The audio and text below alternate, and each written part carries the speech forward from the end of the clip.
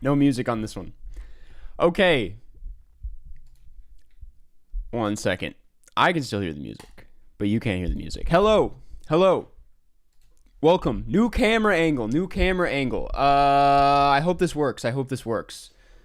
I'm assuming I'm on right now. Am I on? He's here? Okay, he's here.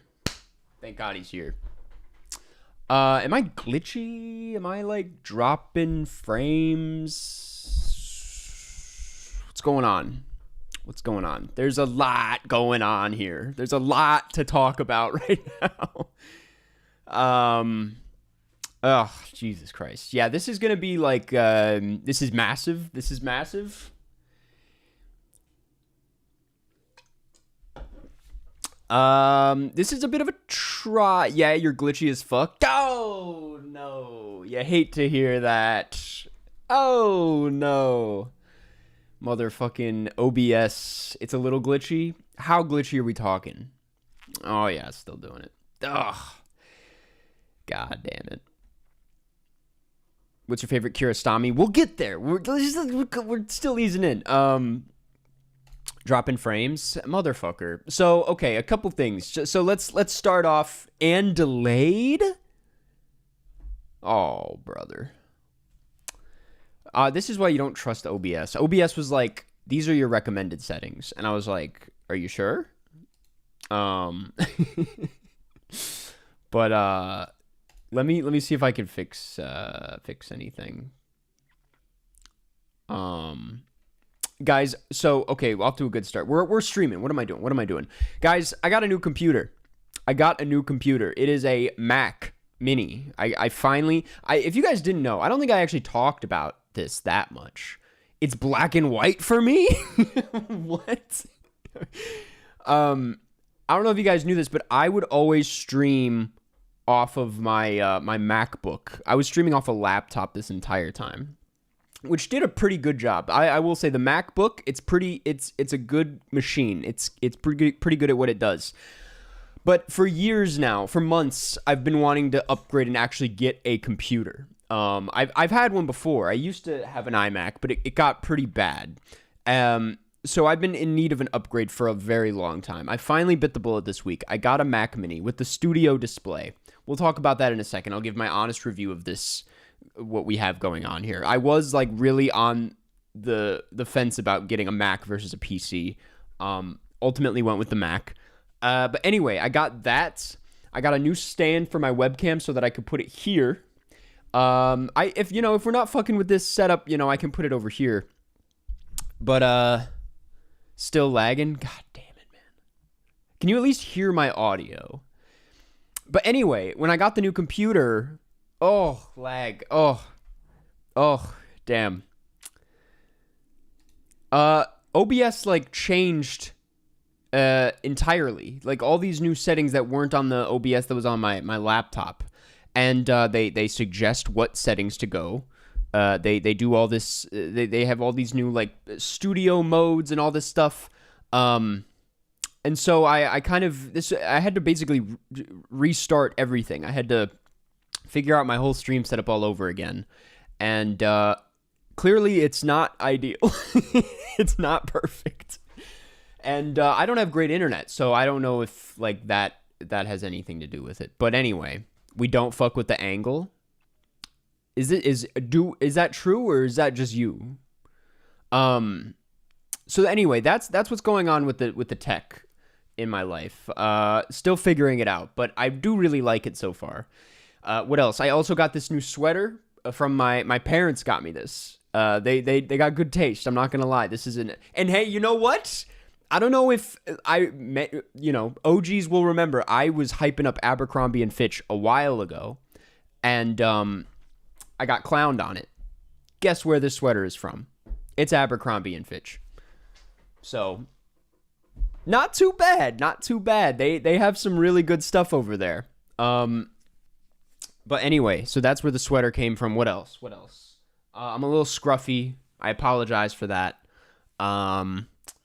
And then, I had a new idea for this episode that John knows about. I know I'm going to say hello to everybody in a second, by the way. I forgot to do that. But I have an idea, and I wanted to float it by you guys. This would be a bit of a trial run, so bear with me. But I was thinking about setting up a call line so that people can call in and then leave messages asking for movie recommendations based on their 4 favorites. I thought I could do recommendations on stream through a call line situation. I don't know what that would look like. I've never done something like this before. To me, it seems like kind of a big setup. But I was gonna see. I was also like, who wants to call? Like, does anyone want to like expose their voices? That's kind of weird. Sounds odd. Do I sound odd, or does the idea sound odd? I don't know what you're talking about. You like it? Love that? Late night show with Karsten? The cops are coming for me. The idea was too crazy.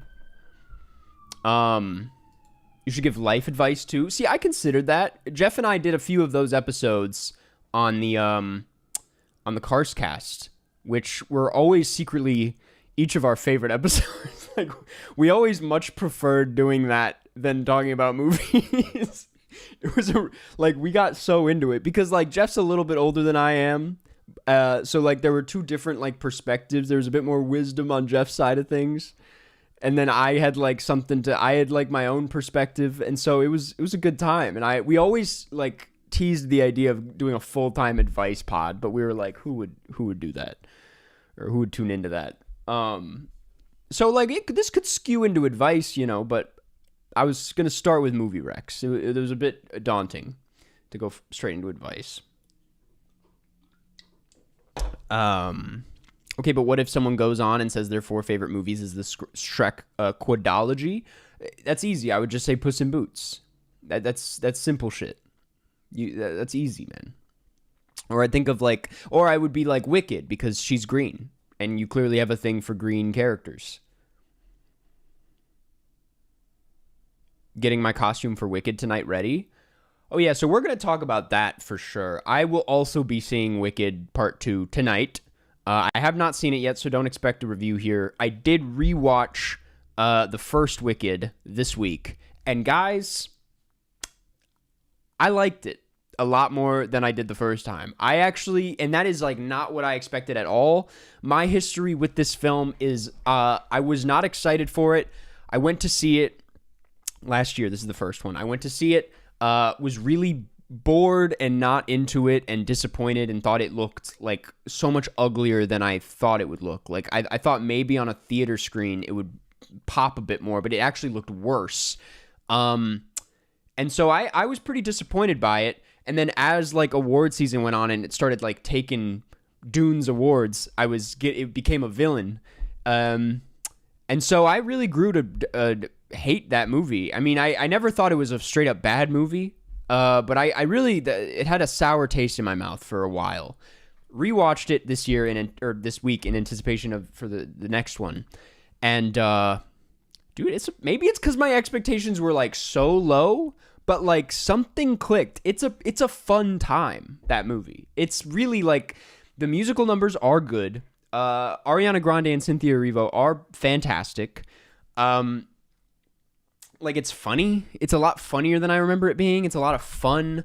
The story is great. It's really just the fact that it looks horrible. It is one of the ugliest looking movies of the last few years, for sure. And that's, you know, like, yes, it's competently lit, competently shot, but like just the amount of potential on display, what they're doing with the production design and then how they choose to cover it and shoot it.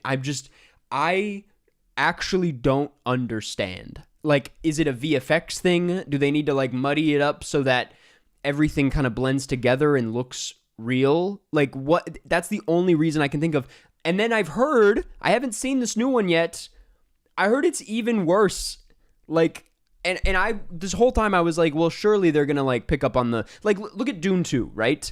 People were complaining that Dune 1 was maybe a little pale. Like, it was a little dull color-wise. Like, for such a sandy desert movie, everything was, like, beige. And that was, like, one of my critiques about Dune 1. I was like, it does look a little flat for a Denis film. And then Dune 2, it just, like, pops. It's like there's, like, these bright oranges and these, like, super high contrasty black and white scenes. And it's just such a step up. So I kind of expected that with Wicked for Good. Again, have not seen it. Can't really speak on it. But based on like what I've heard and the trailers and the clips that I've seen, I'm like, what happened, man? What happened? And it's just I know we've beaten this one to death by now. It's like we don't need to, you know, keep on about this. But I'm like, for a movie based on The Wizard of Oz, right? The most colorful film of all time. It doesn't make sense to me, man. Like, oh my God. It just pisses me off. And all of that to say, it says a lot that the film still comes out pretty clean and pretty enjoyable, despite all of that. Like, it's actually what's on the page is pretty damn strong. and the performances at the heart of it are really nice and charming and fun. And so I'm just like, I mean, I am, I don't know what to feel going into Wicked for Good.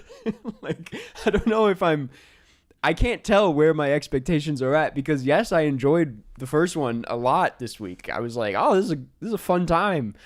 But I also, based on what I've heard, I saw Jonathan Fuji's review, which, by the way, it's like, I if you haven't seen it, and I was unaware of this, apparently he got like shit on for his first review of Wicked. Like, the fan base just came at him, were super mean and kind of borderline abusive and just horrible. Like, it was just a really ugly response to his pretty honest review of the first film, it seemed like.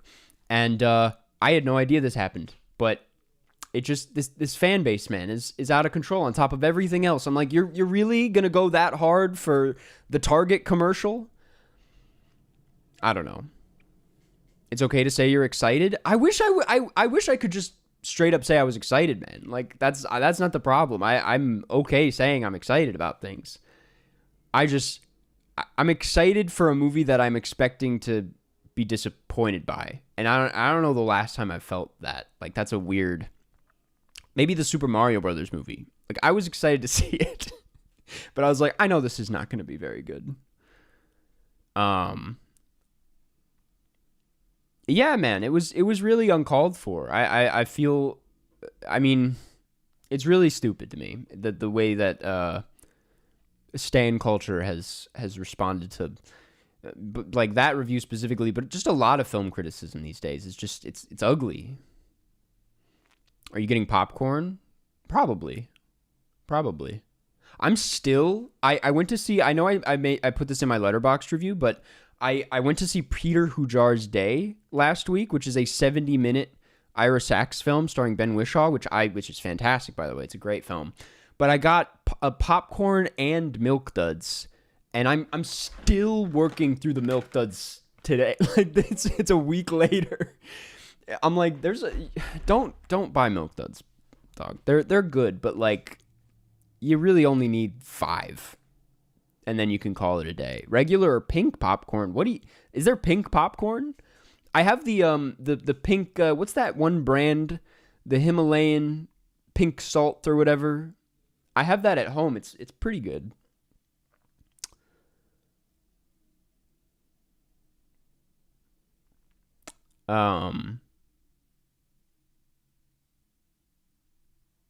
You would know how ugly it is from your Superman review? See, I didn't really reference that for a reason, because yes, I will say, like, the James Gunn fan base is insane for sure, but I'm willing to still own up to the fact that I came at it from a pretty vicious place, and so I'm like, I kind of got what I asked for with that one. So I'm like, that's completely different, because I feel like what Jonathan Fuji was doing was just doing his job. And then got fucking shat on and got, harassed by people for it, which is dumb. And that's like one of so many examples, I feel like. I've seen it happen to so many critic friends throughout this year, with like all kinds of movies. Even like Eddington, like the Ari Aster. Bro, dude, don't even like, there's probably people that didn't even want to speak up about One Battle if God forbid they didn't like it. It's like, I was thinking about that. I was like, thank God this is a great movie, because if I didn't like this, I can't even imagine. It's like, people, that's allowed, man. It's allowed. Am I crazy for giving Die My Love a 10 out of 10? Not at all. It's, dude, I am shocked by the response to that film, as I've talked about, but like, I don't know. I think it's a great movie. I'm like, I don't think you can deny the high level of craftsmanship on display in that film. I'm like, maybe it's not your thing, maybe it's uncomfortable, but like, it's a pretty well-made film. I think we can all admit. I forget if I mentioned this on stream, but when I saw it at Cannes, I was like so in it.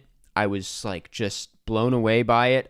It was like a very intense and powerful experience. And then as soon as the credits dropped, zero applause, which is unheard of at Cannes. Like sometimes there's booze, sometimes there's a huge applause as soon as the credits drop. It was silent, which was a very weird atmosphere in the room. And then like people just kind of like quietly got up and left. And then like I heard over my shoulder some woman was like, "She's a hack." And I was like, "Oh my God, I thought we all liked this." Like I was sitting there thinking like the whole room was just head over heels for it. But no, I did not listen to Young Spinach Man. I don't know who that is. I like your sweater. Thank you, man. Thank you. I'll tell my mom. Excited for the new SpongeBob film? I don't know, man. What's the line? Big pants, big man, okay, or something? What'd she say? I gotta get the line right. This is actually important. I need to see. Actually, I'll just wait for chat. Someone's got to know it. Big pants, square pants, okay. Were you at the premiere showing for Eddington? I was at the press screening. I saw basically only like the press screenings for everything. SpongeBob, big guy, pants, okay. Yes, that's it. See that? You know, when you get it right, when you actually quote it correctly, it kind of rolls off the tongue. It's actually kind of a bar. Do I understand what it means? No. Big guy, SpongeBob, pants, okay. It's simple as that. That's all you need to know. What's the worst Blu-ray you own? It's I know the answer. It's The Good Doctor, the movie that the show is based on, starring and produced by Orlando Bloom. I think I have it.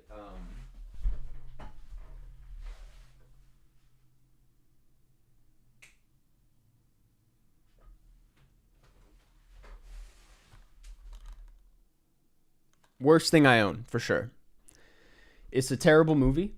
I only own it because I was going to do a video where I went to the record store and with a blindfold and picked out 5 movies, and then I was going to watch them all. It was a bad video. I got halfway through the movies and was like, these all suck, and these all aren't even like fun to talk about. And so I just scrapped the whole thing, and now I'm just stuck with these. My first mistake was buying these and not going to like a rental store and renting film so that I didn't have to spend any money on it. But I dropped like, I think $60 on just bullshit. Yeah, it was one of the dumbest things I've ever done. Wait, let me.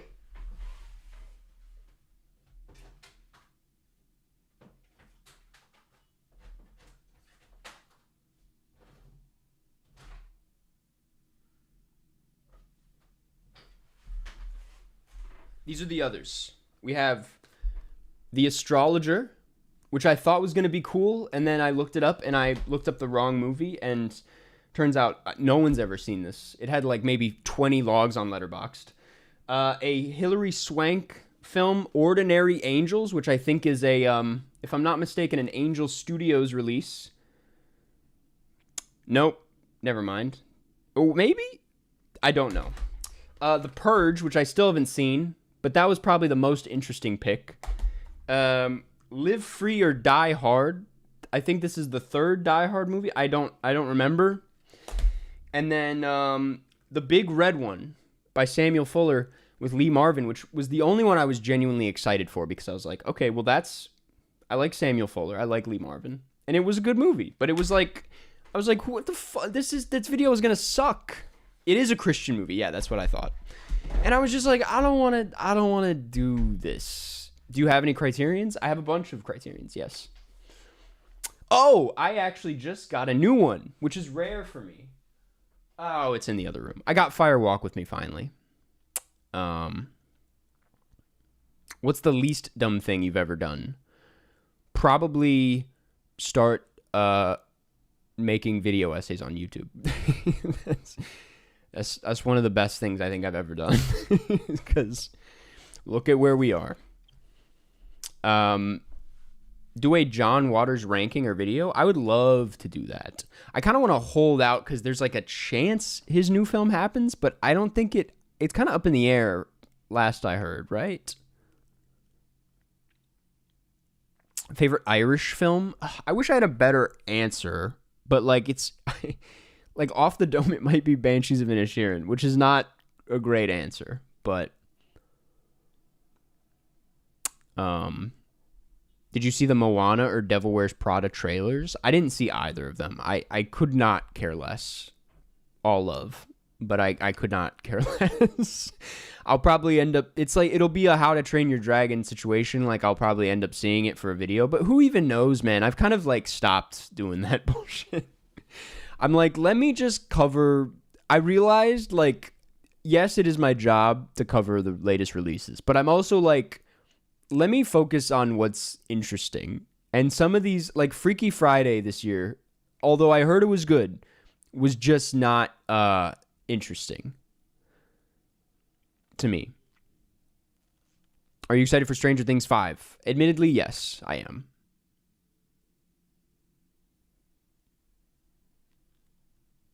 Do you think you really have taste in movies? I'd like to believe so. I mean, that's what my whole thing is based on, is like, but I also I don't think there's like I don't think like good taste exists. Like, it's different for everybody. I think my parents would probably say I have. If I want to be honest with myself, I do have film school taste. Maybe film school graduate taste. Like, I will admit to that. Like, but I like the stuff that I watch, so I don't know how to answer that question. I have not seen Resurrection yet. No, that's like number 1 on my list, admittedly. There's like a 15-second delay, I think. I think so too. I apologize for that. I know that it's bad. I don't know what to do about it midstream, I'll be honest. It kind of sucks. Great video about actors turned directors, Carson. Felt like a step up. Thank you, man. Thank you. I was going to acknowledge that. You know, it's probably longer than 15 seconds. Yes, you're right. Thank you. Yeah, that video just randomly wanted to lock in for a week. I was just like, what if I just locked in on this one and did played around with the motion graphics a bit more. I also like, and some people called this out, I bought a $30 sound effects pack, and man, I used every cent of that. I maybe overdid it, but yeah. You are featured on today's Daily Critical? Let's go. Dude, oh, that's way more important than anything I've brought up today, by the way. I was recently shouted out by Cine2Nerdle on their Twitter. They shared my short that I made of me playing the last Critical, and then they followed me on Twitter, and I was like, this is the best. This is amazing, man. To be recognized by the goats themselves. I love that goddamn website. They just keep pushing out good stuff.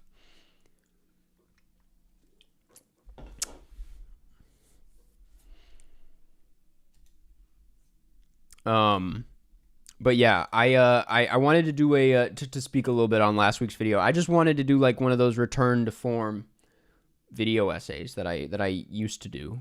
And I was like, this is a good. I've had that topic in my back pocket for a while, and I was like, we'll do that this week and see how it goes. Carson, how's Rancho Mirage going, dude?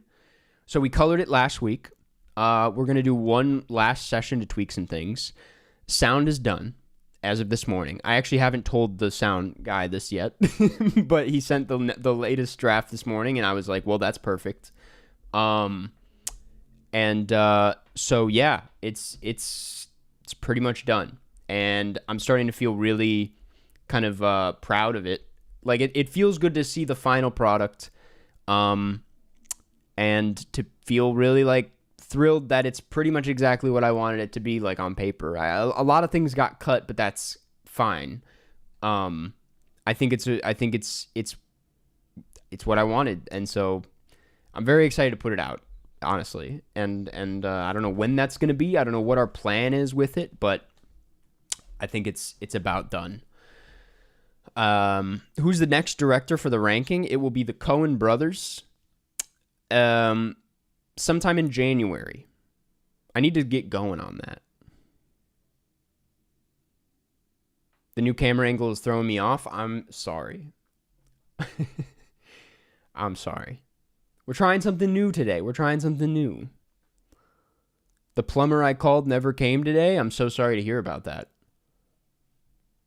How bad is it? Have you watched anything from Russia this year? I think so, actually. Let me double check. I've been I've been trying to get my world stats up cuz last year was pretty bad. I think I did a pretty good job this year, admittedly, so far. I don't like to spoil it before I do that end of the year wrap up, but let me just check real quick. Where's the globe thing? I thought they had the motherfucker. Oh, there it is. There it is. No, I haven't watched anything from Russia. Damn, I got to get on that. What even is that white bunny thing? It's a what's it called again? I don't know if you know the brand Kid Robot. Yeah, it's a dunny, and it's a shining dunny. I don't know if you can tell by that, but it's like he's got the I don't know why he's got a banana, but he's got the axe from The Shining. He's covered in blood. He has a tag that says Red Rum. And then I forget what these are called. They're apparently, my mom told me when I was a kid, they were like very rare. And now they're kind of like hype beastie core. These like little bears. I don't know if anyone's familiar. At least you're not staring directly into the camera. I know.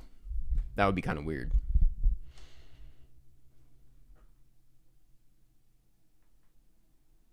Dunny as in toilet? No, what are you talking about? Have you seen the new Toy Story 5 trailer? Yikes. I have not. That's another one where I don't really care. Even though I liked Toy Story 4, admittedly. Do you not remember the banana scene from The Shining? Is this a bit? I actually don't. Is there a banana scene in The Shining? Wait, what banana scene? The one where he slips on the banana peel? Going into your Labubu arc? No, but you know what? Last spring, I was in one of those stores with my girlfriend, and they had the Labubu rack, and I stared at it for a long time. I was like, am I going to do it? And my girlfriend was like, do it. And I was like, I really contemplated it for probably like 5 full minutes, and then was like, no, not for $20. It was some bullshit like $20.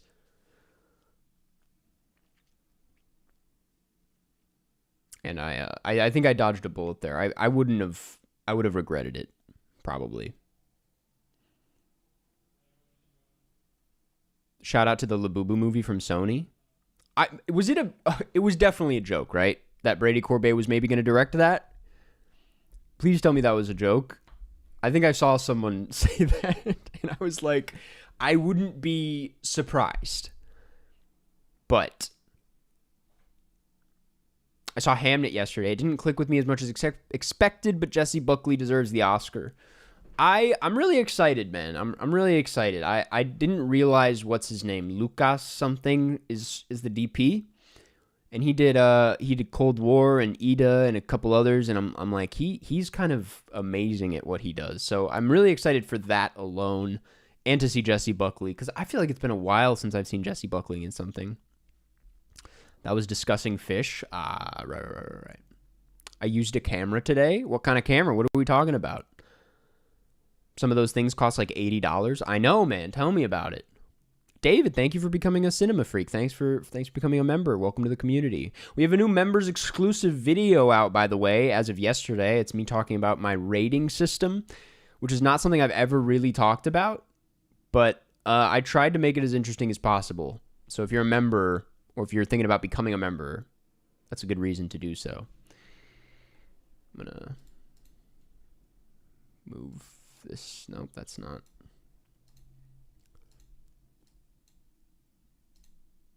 How do I? What the fuck? Oh, I have to do that? What the hell?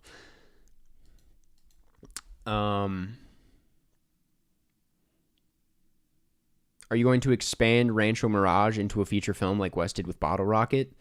I mean, yes, it is a proof of concept. It's probably not as I don't know. It's kind of like a, when I say concept, I mean concept. It's the same character, same idea, same tone, which is all that really matters, right? But the story of the feature is vastly different, which is maybe unfortunate and probably going to be a problem, but I think it's close enough. John knows what the feature is. Like, once you know what the feature is, you'll understand why it was kind of tough to make that into a proof of concept. Is because, like, the location is the whole thing, and it's pretty impossible to get that kind of location for a short film. So I had to work around that. What's the best pickle? I'm not a pickle expert. I don't really, like, I only know dill pickles. Like, I don't know what, I've never really looked into it. What was the first short film you made ever? Was honestly, I think it was a really bad short film I made in high school with my friends that I'm not going to give the title out, because even though it's nowhere online, I feel like once I give the title out, there will be someone who can find it, and I'm not going to do that. It was all black and white. It wasn't very good. Yeah, I still haven't seen Running Man, by the way. I was dodging that the entire stream. I haven't seen it yet. I really should have seen it by now, but I spent the weekend with my family, and so it was so funny. It was like, here in LA, it was a horrible rainstorm. It was like a crazy storm, and it messed up a lot of plans. But my mom was like, what do we do? We could go to the movies and see Running Man. And then we all, like, looked at each other. We were like, or we could just stay at home and do, like no one really wanted to see it. And so I was like, I'm not going to push that. But I need to see it this week. I'm going to see it this week. I'm excited for Rental Family this weekend. Yeah, go see Rental Family. I'm going to put it out there as a rec. Rental Family is a good time. It's a really, really heartwarming, cozy film. Like, if you need something that's just that goes down really nice, Rental Family is gonna hit it out of the park. Like, I hope some of you are having a terrible week, because you're about to have a great time watching Rental Family. You're gonna hate it. I don't know what I'm gonna feel about. At this point, I'm like, is it gonna be worse than Last Night in Soho? Probably not. Edgar Wright nearing washed status, unfortunately. He's kind of already there. But we had this discussion last stream, and I don't want to get into that again. You did not say many good things about it when you saw it. What are you talking about? Rental Family? Or Last Night in Soho? Became a member to see the exclusive videos and to ask if you've ever watched Dark. The Netflix show? No. 1 second. No. I know it's been recommended. So it used to get like when I first started making videos in 2017, I got hit up about it all of the time. Rental Family? Yeah, no, like, in the grand, like, honestly, if you look at my ranking of everything I saw at TIFF, Rental Family's probably near the bottom. Like, it's not very exceptional at anything it does. And I think I was kind of like, I kind of saw right through it at TIFF, because I was like, oh, they want to win the People's Choice Award so bad. And then it didn't.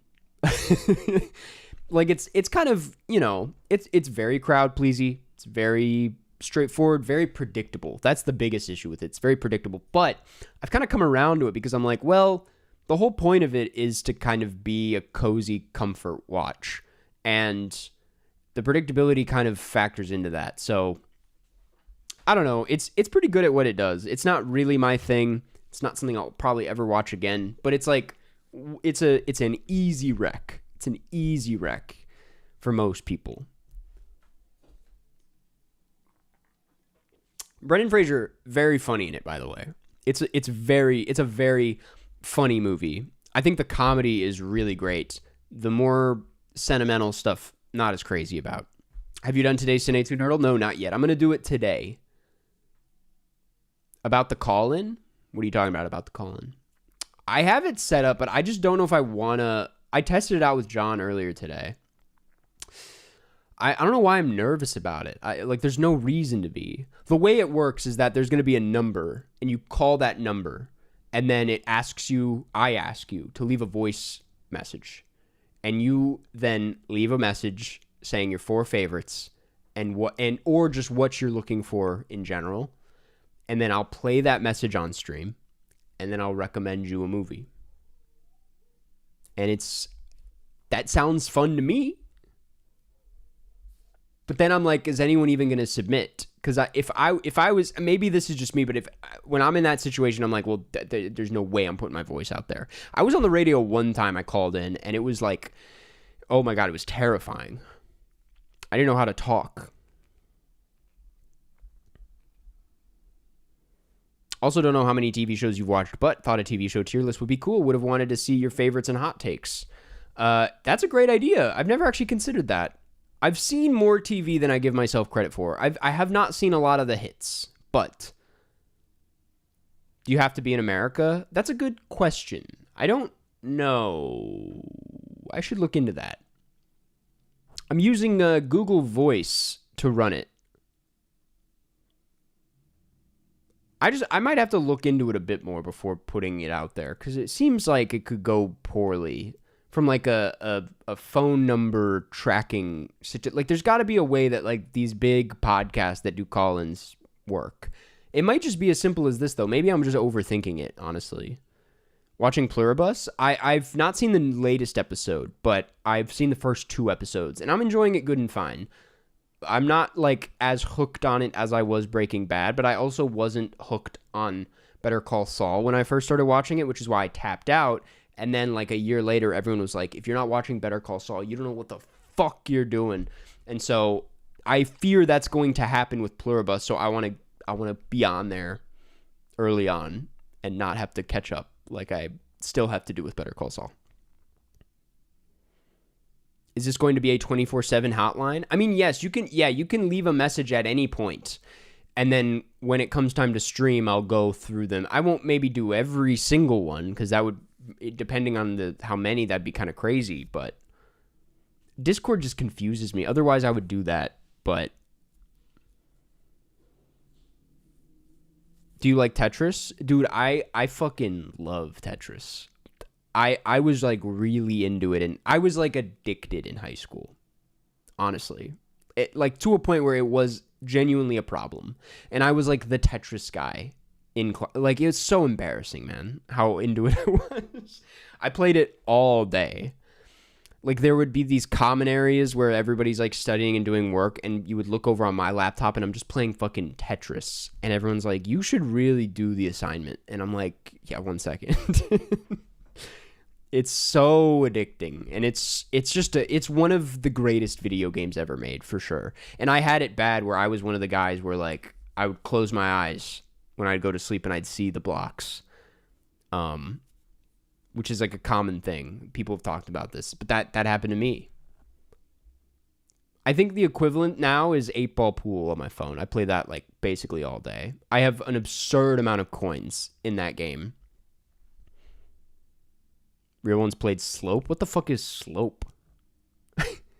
What about the Tetris Battle Royale game? Dude, that game is so good, but like I've never even come close to... I think the highest I've gotten is like 4th place, I want to say.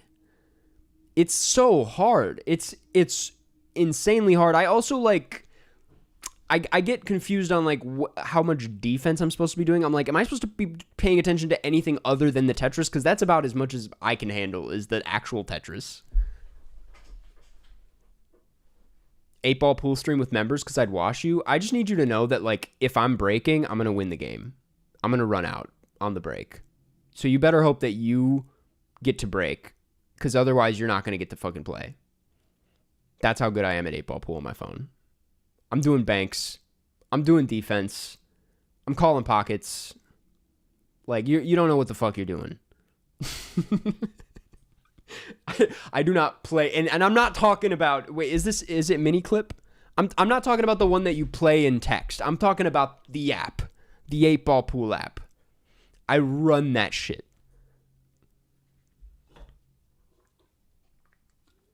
I'm gonna pull up my total earnings. It is mini clip. Okay. I will say, if anyone's playing 8-Ball Pool these days, they have a horrible AI season right now. I feel pathetic every time I open the app. Let's see. I'm sitting at my total winnings, 105 million coins. Anyway, what were we talking about? Have you watched Dazed and Confused yet? I haven't rewatched it yet. No. I haven't watched it since freshman year of college, and I'm not even gonna really count that as a watch. What's the outfit for today? The outfit is a Abercrombie and Fitch sweater that I got for my birthday by my parents. When are you gonna make that Nope Theory video? That's a good idea, actually. I've been looking at new theory ideas. I have that one, and then I have a Robert Eggers one that I'm not actually going to share because I think it's too good.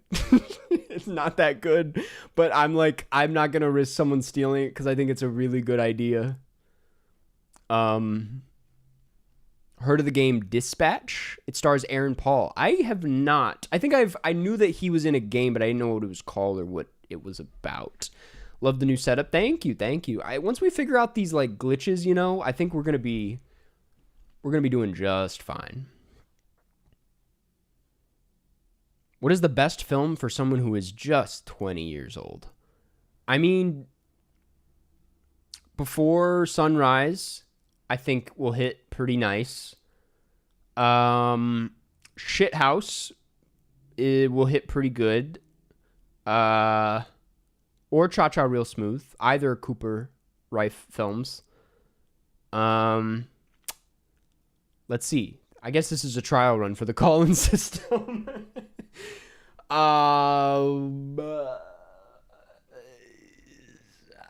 Yay. I mean, I'll probably lock in those. Yeah, those are pretty. Yeah, glitches are fine, but you're seeing chats like 2 minutes after they're sent. Okay, that's an issue. Yeah, because I'll be saying something and I won't see chat react to it until like a while. So that's a problem for sure. But for VOD purposes, I think we'll be fine. But I should really fix that. How would you rank the Before trilogy? I go Sunset, Sunrise, Midnight. Sunset being the best. I always say that. I've watched Before Sunrise probably like 4 times in my life. I've seen it. I just can't get enough of it. I've only seen Sunset once, but I always call it the best one. So maybe I need to rewatch it to confirm that. What about someone who's just 20 months? Give them,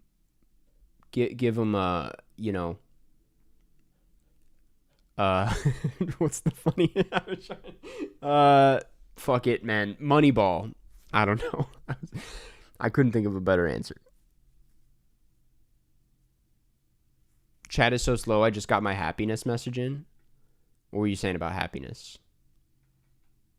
Yeah, are we good after last week?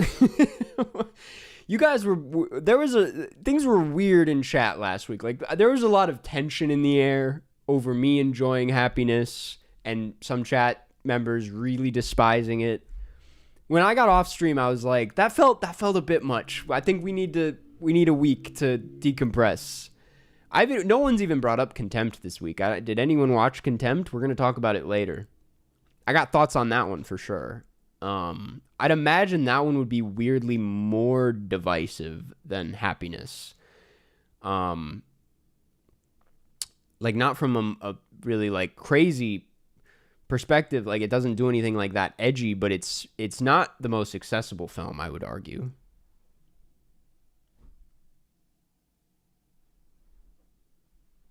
Contempt was amazing. I feel so cringe for missing Contempt. Dude, oh man, we'll get into it. We're not in that section yet, but yeah, it was too much. I think we should talk about politics to ease it up. I would rather not. Can I just say a funny memory? I know I think I've brought this up so many times before, but like one of the funniest things that's ever happened to me in my time on the internet was on election night in 2020. Jeff and I went live for like no reason. I think we were just bored, and we went live and put the category as politics. And for whatever reason, this shocked me. We were the number one politics stream on Twitch because anybody actually covering politics were like putting it under just chatting. And so in the very niche politics category on stream, we were number one. And I had nothing to say because I'm not very smart when it comes to like, putting that stuff into words. But Jeff was like going in, and I was just like listening to him. And we were number one in the politics space, which was a good time. It was a good time.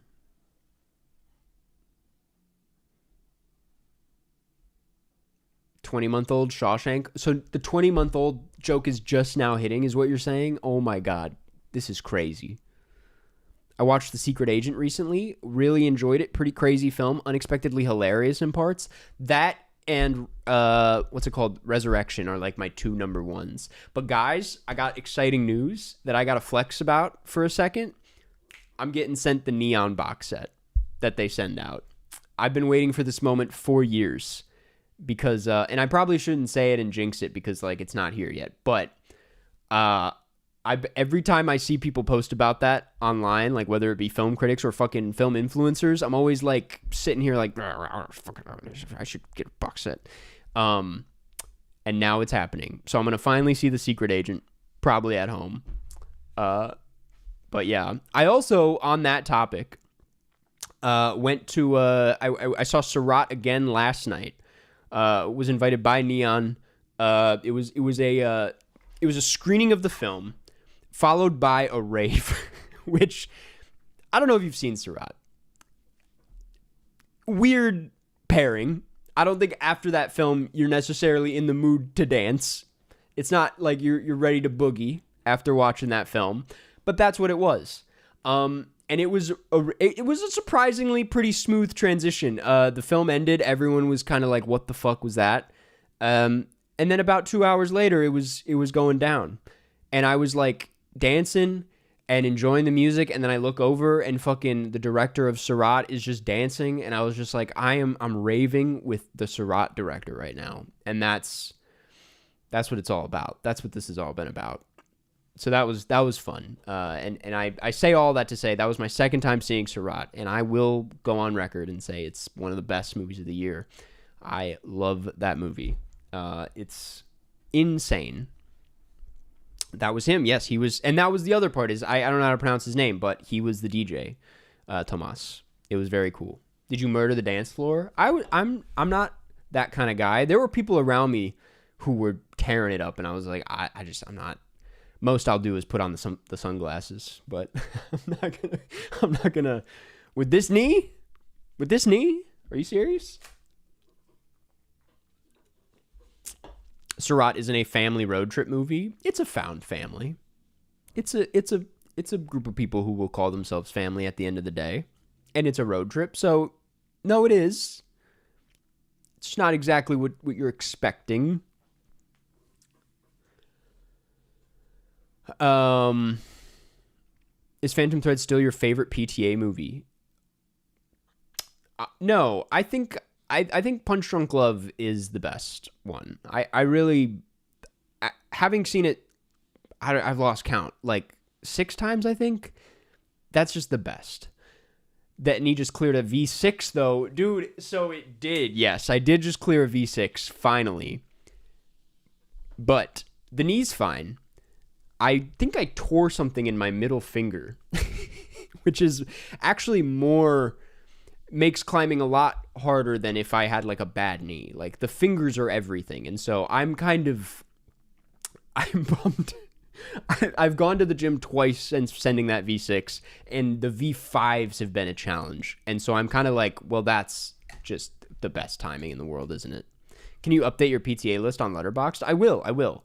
Oh, I was going to bring this up. There's like this new Letterboxd feature. I don't know if you guys have heard of it, but one second. They have this video store thing that's rolling out, which is really cool. I don't really know what it is, but they say coming in early December, Letterboxd Video Store, our latest feature to get you adding films to your watch list and crucially checking them off. It's like an online rental store. I don't really know how it's gonna work or what that entails, but I like the idea. I can't really. I'll probably talk more about it when it actually comes out. But why is everyone climbing these days? It's like 80s karate. I think it's just fun, man. I think people just like thought it was this really inaccessible thing, and then when like climbing gyms started getting popular, people realized, oh, it's actually not. It's like you can do this safely, and it's basically like an adult playground, but it's like really good for you, and like pretty therapeutic, and not in a very non-judgmental space, which I feel like a lot of people think about traditional weightlifting and gyms.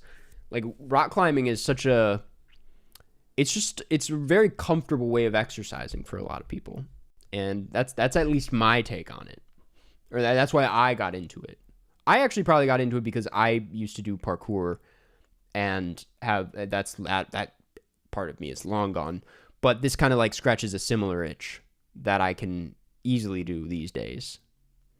Will you be watching Zootopia 2? Yes, unfortunately. When I told my mom that, because I was like talking to her about like what videos I have coming out, and I was like, yeah, I'll do Zootopia 2. And she's like, why? You're a grown man. And I was like, Mom, this is the gig. This is the gig. I haven't climbed since my injury. See, that it just, yeah. I'm sorry to hear that, John. It really is the worst. I probably shouldn't be climbing, but why, unfortunately? Because it's like, anytime I have to go see a movie targeted for families for my channel, it's like I'm going to the movie theaters alone as a grown man, surrounded by a bunch of kids. And it's just an uncomfortable experience. People look at you weird. I'm like, I don't want to be here. I don't want to be here. But I have to cover it. Like when I did Super Mario, dude, Minecraft I was like, I need to find some friends who are willing to, because like none of my friends want to go to that, man. We're 28. Like, no Gabby Dollhouse video? Yeah, that one I was like, I'm not even touching that. I'm not going to touch that one. There's no reason. I realized this after, I've spoken about this before. I realized this after my Lyle Crocodile attempt, where I went to see that because I was like, oh, this is an easy video. No doubt. Shawn Mendes, are you kidding me? And then I saw it and realized it's just kind of like a worse version of Paddington. It's just like a generic kids movie. And I was like, I don't need to talk about this. Like, no one cares. Everything bad about it is just the fact that it's a kids movie. It's not for me. So ever since then, I've just been like, we're not doing this anymore. Let's talk about, I don't know, Opus instead. Jeff, thank you for the super chat. Karsten, man, I want to say thank you for all the fun, inspirational thoughts and videos. Seen so many new flicks because of you, which made me and so many others grow as an artist. Keep on being. Hey, man, thank you. That's a very sweet message, man. I really appreciate that. That's nice to hear. I'm glad to hear that. Thank you for the super chat. You can mingle with the parents. I'm in that weird spot. Like maybe if I was like, in my 30s. Which I guess is creeping up, but I'm too young to be doing that. Even at these like last night at the Surat thing, it's like I am unk, but I'm also pretty young next to a lot of the people there. It was a lot of like, I don't know, producers, older critics, like, I don't know. I was like, I don't know how to talk to these people. It's like talking to my dad. Like, I don't know. I'm like, it's like talking to my dad's friends. I don't know what the vibe is. Favorite Bellatar? I haven't seen any. I have Sodden Tango on Blu-ray. 4K, actually, I think. But, dude, can we talk about the Playtime 4K coming out? I kind of geeked out about that a little bit. I'm not going to lie. I know it's like I already own Playtime on Criterion, but the 4K? I'm very 4K pilled. Ever since watching Oppenheimer on my PS5 in 4K, I was like, okay, this is nice. This is pretty nice. I'm not going to lie. What type of movies are you going to watch in your 30s? It's a good question. I think there's like some movies where I think I'm about due for a Synecdoche, New York rewatch. Not that that's a 30s movie, but it's the last time I watched it, I was like 22, 21. No, not even like 23. I don't know, but like I feel like I'm a very different guy than I was when I first watched that. And I've like processed things. And so I'm very curious, and I've made more things. So it's like, I think it's going to hit pretty different. What TV do you have? I have a Sony Bravia. I don't know the rest of the details.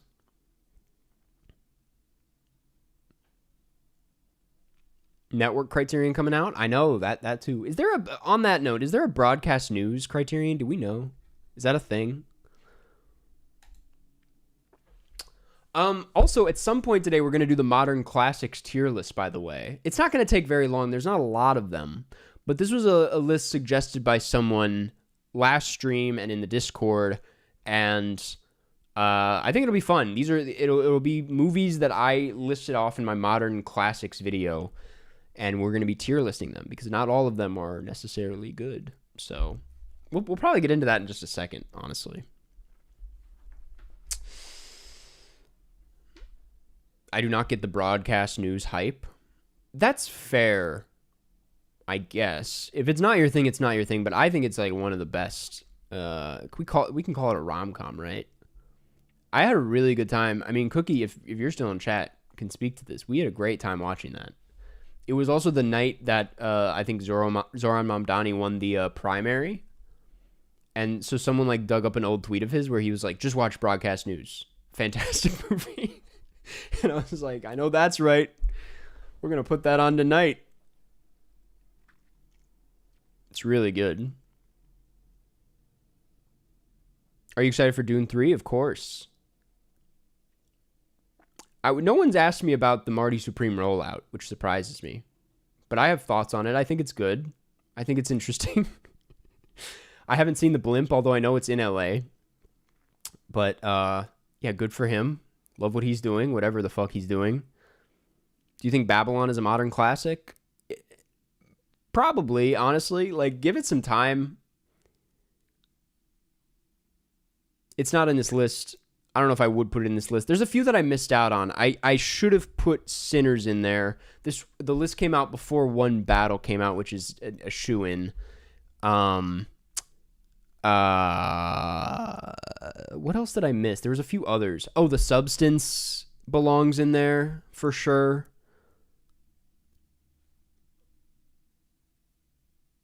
When you Google Marty Supreme, a blimp pops up. That's so sick, man. Schwepp. I didn't know what he was saying. I still don't know what Schwepp means. Druk is my favorite movie of all time. I mean, it's a great movie. It's probably a 5-star in my book. Favorite of all time is crazy, but I gotta respect it. Yeah, I mean, it's a good one. Challengers. I was just thinking about that when I was listing them off. I was like, so what about Challengers? Because that's another release from last year. But I don't know if it's a classic like that. What's the best film rollout you've ever experienced? We're witnessing it right now with Marty Supreme. I'm trying to think. Like, usually they don't really stand out, but this feels like an art piece in its own. Like, this is its own thing. Yeah, Barbie was pretty good. Yeah,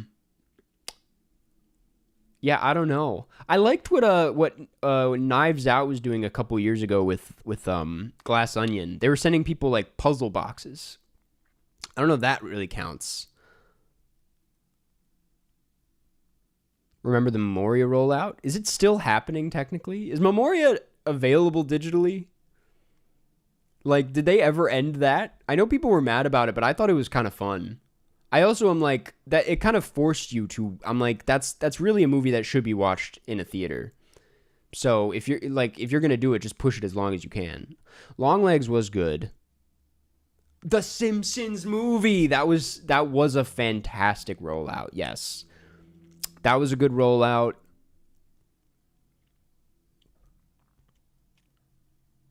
Longlegs for sure.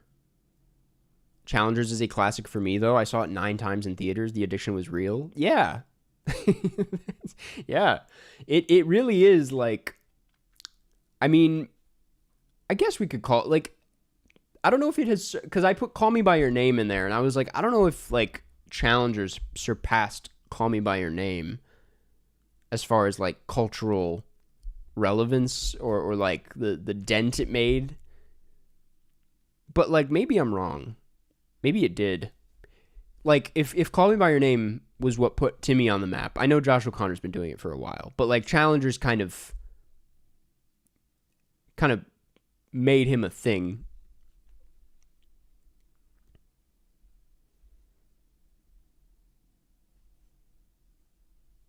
Thoughts on Nolan only putting the Odyssey trailer in theaters? I know, that is crazy. I didn't realize that's still been the case until like someone made a tweet about it like 2 days ago, and I was like, shit, yeah, it's still never come out. I think it surpassed Call Me By Your Name. I don't know though, because Call Me By Your Name had that buzz, and like everyone talked about it, and it became like the Peach thing became a whole thing, but then it also was like a Best Picture thing, and it was also the first Timmy movie, and it was also like peak Sufjan Stevens. Like there was just a lot of things aligned at the same time with that film, and I feel like, I don't know, they're kind of neck and neck in my book. Miyazaki or Takahata, they're just completely different beasts. I don't even, this is not something I even want to think about. Like probably Miyazaki, but because like Takahata, when he goes goofy, he kind of misses the mark, in my opinion. Like Pompoko, I was like, I'm not fully there with this one. But when Miyazaki goes goofy, there's always like still something. Pompoko, don't get me wrong, Pompoko ultimately has a lot of substance. There's a lot going on there. But like, I don't know, I feel like Miyazaki has never truly missed in my book. Takahata does, that's a good way of putting it. He has higher highs. I'm a Yamada's defender, by the way. Like if you're gonna call that a low, it's not. I think Pompoko's the only low that I can think of. And that's not even a low. It's like still pretty good.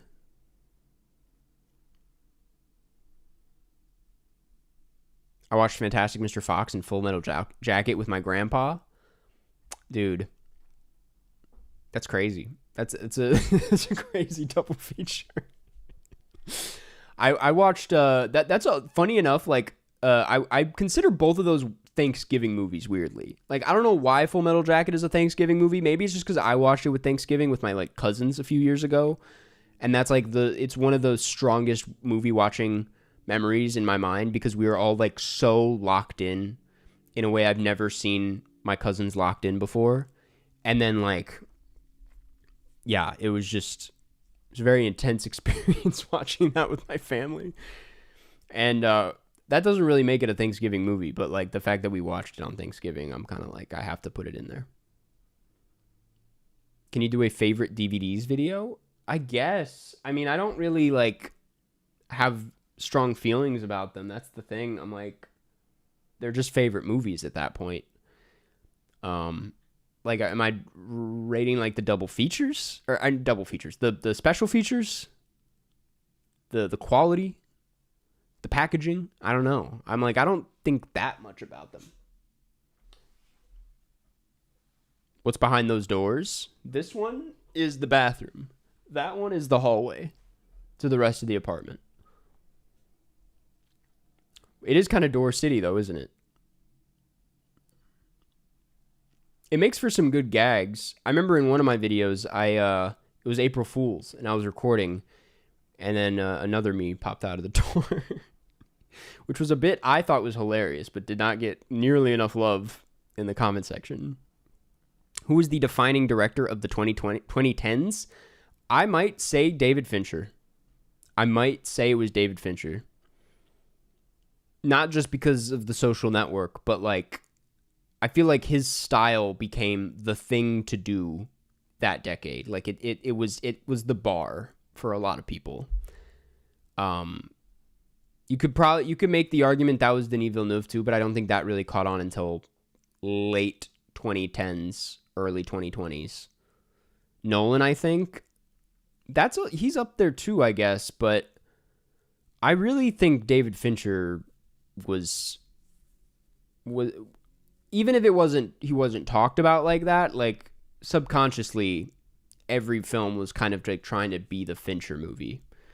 I don't know. When I think of like the 2010s in filmmaking, like I think of his look for some reason.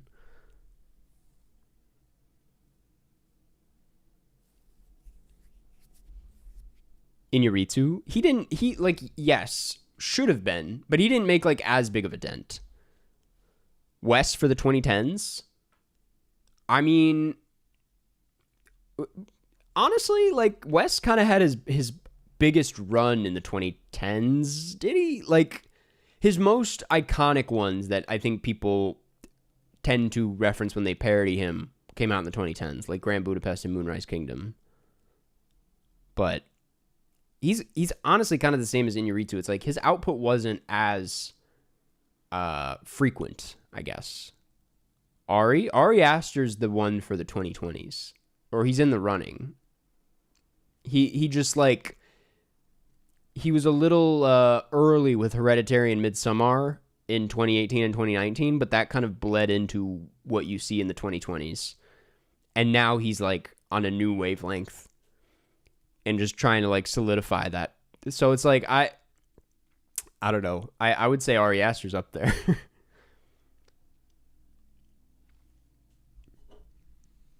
What about the 1960s? I don't know. I don't know. I would have to look that one up. I'd have to refresh my memory. I'm not that well versed. 70s though? Probably Robert Altman. 80s?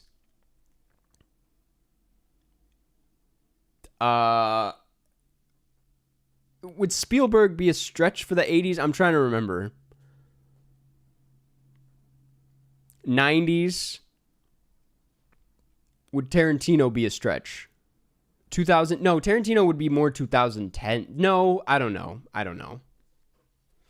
Now I'm just speaking out of my ass.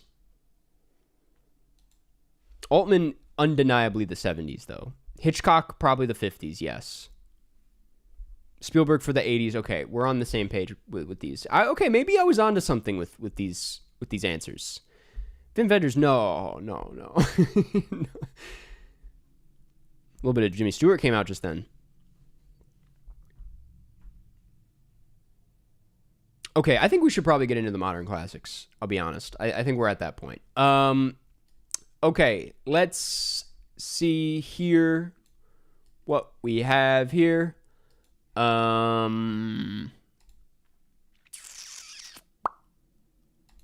Testing this out. This is all new to me. Okay.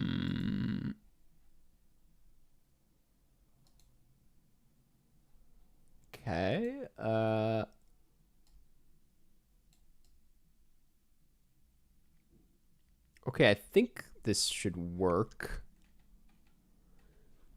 I think so. And then let me move. I think I can transition. Okay. All right, here we are. Let me move chat. I hate this new OBS, man. I'm like so rusty. I don't know what I'm doing. Okay. I think we're good. Okay, this is the Modern Classics tier list. This should not take that much time. If you didn't know, these are the films that I put into my Modern Classics video. A video that I didn't really think much of. It was kind of a throwaway idea and one that I was not even that excited to put out because I was like, who cares? And now it's sitting at over 1 million views. It's one of my best performing videos in a while. And so I guess it's, we should keep this thing going and make a tier list out of these movies because like I mentioned in the video, not all of these are on the same level. Not all of I haven't updated the list where I would put One Battle and I would put Sinners, and I would put The Substance, and what else? There were a few others, but this is like what we have for now. Once we finish it, maybe we can update it, but this is someone else who set this up. I did not make these tiers. One of the best movies ever made. I'm going to change that to GOAT because that's more my speed. Amazing. Pretty self-explanatory. Great, good, okay, bad, trash. I think that's pretty self-explanatory. Why don't we put them in now? Because I didn't really feel like it. But let me add them in real quick. I'm gonna take suggestions. I'm also hiding my screen because I have to search the images. I'll take suggestions in chat. Worst person in the world. I will say, when I went to Norway and I got to meet a couple locals and I asked them what they think of that film, they said it was a moment for the country. Specifically Oslo. They said it's like everyone worships that film in Oslo. And I think I might have to put it in for that reason. The Holdovers, for sure. The Holdovers, I was actually shocked I missed it first round. I will add The Holdovers. Lighthouse, I don't know if I'm on that. I don't know. One Battle is definitely in the running for sure. And by running, I mean it's solidly there. Sinners, a little fun backstory here. I put Sinners in the original list, actually, and recorded that section and then cut it because I was like, maybe it's too early. And then I got a bunch of comments that were like, Sinners. Honora's already in there. Your screen, dog. I know the screen's not there. I'm hiding it for a reason. I'm not trying to pull up Google on stream. Creed. Interstellar for sure. Also, something to specify, and this is how it worked in the list as well. These are movies that came out from 2010 onwards. Anything before 2010 does not count.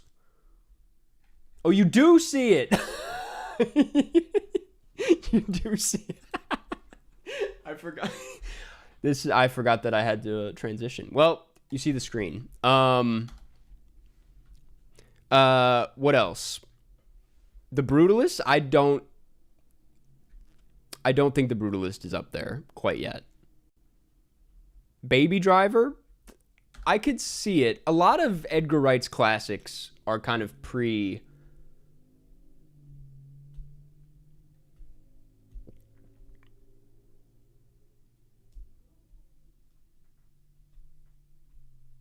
Green Book? No. Green Book is wasn't 2015 the cutoff year? Oh, you're right. You're right. I apologize. It's been a while. I think that's actually why I didn't put Interstellar in initially. Or Social Network. Whiplash Man? I think Whiplash is in there. This is what we have. Okay, I'm gonna actually hide it now so that I can. 1 second.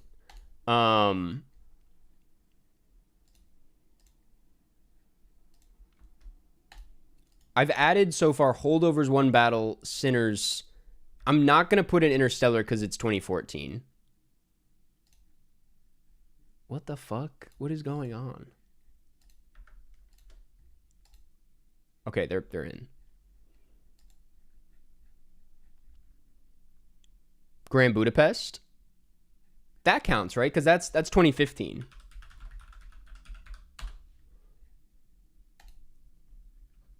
Phantom Thread.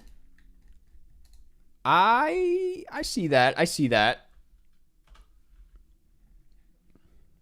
Blue Moon, not there yet, brother. Not there yet. Hitman, I could see. Hitman, there's an argument for.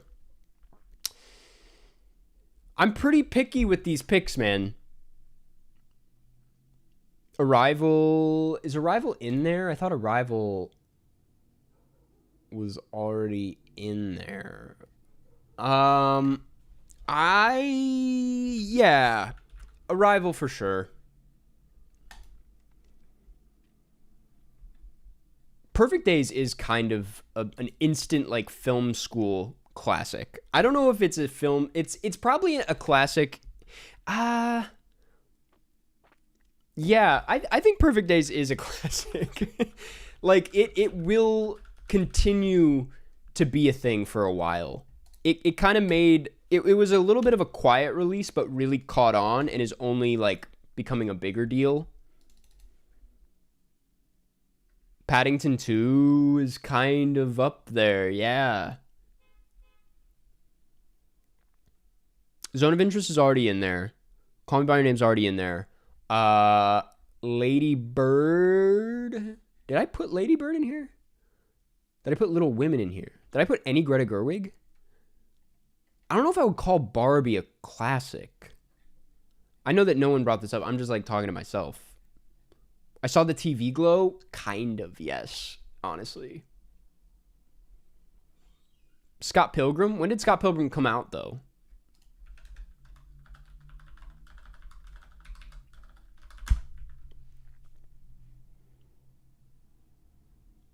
(2010).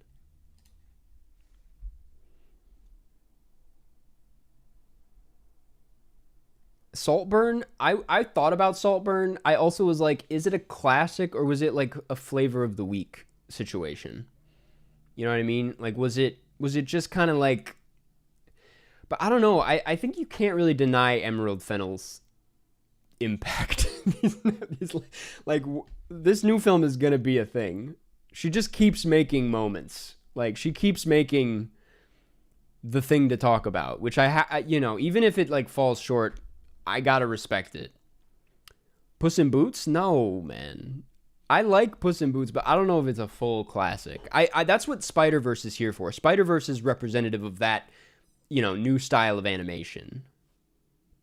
No one's gonna be talking about Saltburn in 5 years. I know, that's kind of what I'm saying. Like, even when you think of like, and this is maybe just me, when people talk about like Barry Keoghan or Jacob Elordi, that's not even like the top film they think about, and it should be. Like, people will go to Banshees first. Banshees, I wish, was a classic. I don't know if I can call it a full classic. Blade Runner 2049, I don't know if I can call it a full classic. Top Gun Maverick, I don't know. I'm being picky. I swear, I'm being a little picky here. After Sun, maybe. Joker's in there. Joker is in there. I consider Joker a classic. I think that's undeniable. You could say that was a flavor of the week situation too, but I can't believe I didn't have Grand Budapest in the original one. Or wait, is that because it's 2014? It's 2014. We're just gonna ignore it. 2049 is such a classic. I'm trying to think outside of the like cinephile film person universe. And maybe, yes, 2049 probably is that. Take the Dune films out of here. That's not even... I guess, you know what, you're probably fair. If I'm putting Dune in, I might have to put 2049 in. That's just a lot of Denis films. Which begs, makes you wonder, maybe he is one of the defining directors. But Hereditary first. I do have Hereditary in here. Do I? No, I put Midsommar in, but not Hereditary. I'll put them both in. I'm not going to put Eddington in. We're not there with that one. I like it a lot, but I don't know if it's A classic. Give it like a year, and we'll see. We'll see. I don't know if I was trying to think of a Yorgos movie. Yeah, because like he's also, you could argue, one of the defining directors of our time. La La Land's already in there. Here, I'll show you what I'm looking at here. This is what I'm looking at. We have Dune, which counts for both. Well, I have Dune 1 and 2. We have Anora. We have Call Me By Your Name, Everything Everywhere, Moonlight, Knives Out, La La Land, Black Panther, Get Out, Inside Out, Spider-Man Into the Spider-Verse, The Zone of Interest, Uncut Gems, Portrait of a Lady on Fire, Oppenheimer, Parasite, Mad Max Fury Road, Joker, Endgame, Midsommar, Dune Part 2, The Holdovers, One Battle After Another, Sinners, Perfect Days, Ignore Grand Budapest Hotel, Arrival, and Hereditary.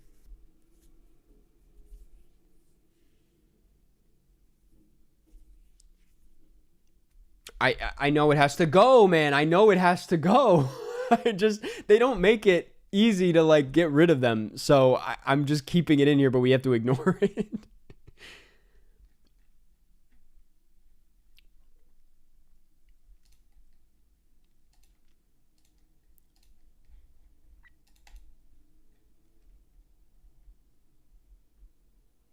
I'm reading chat. I haven't seen anything that really stands out quite yet. Poor Things, I'm actually kind of close to adding. I don't know if I would go Poor Things or The Favorite.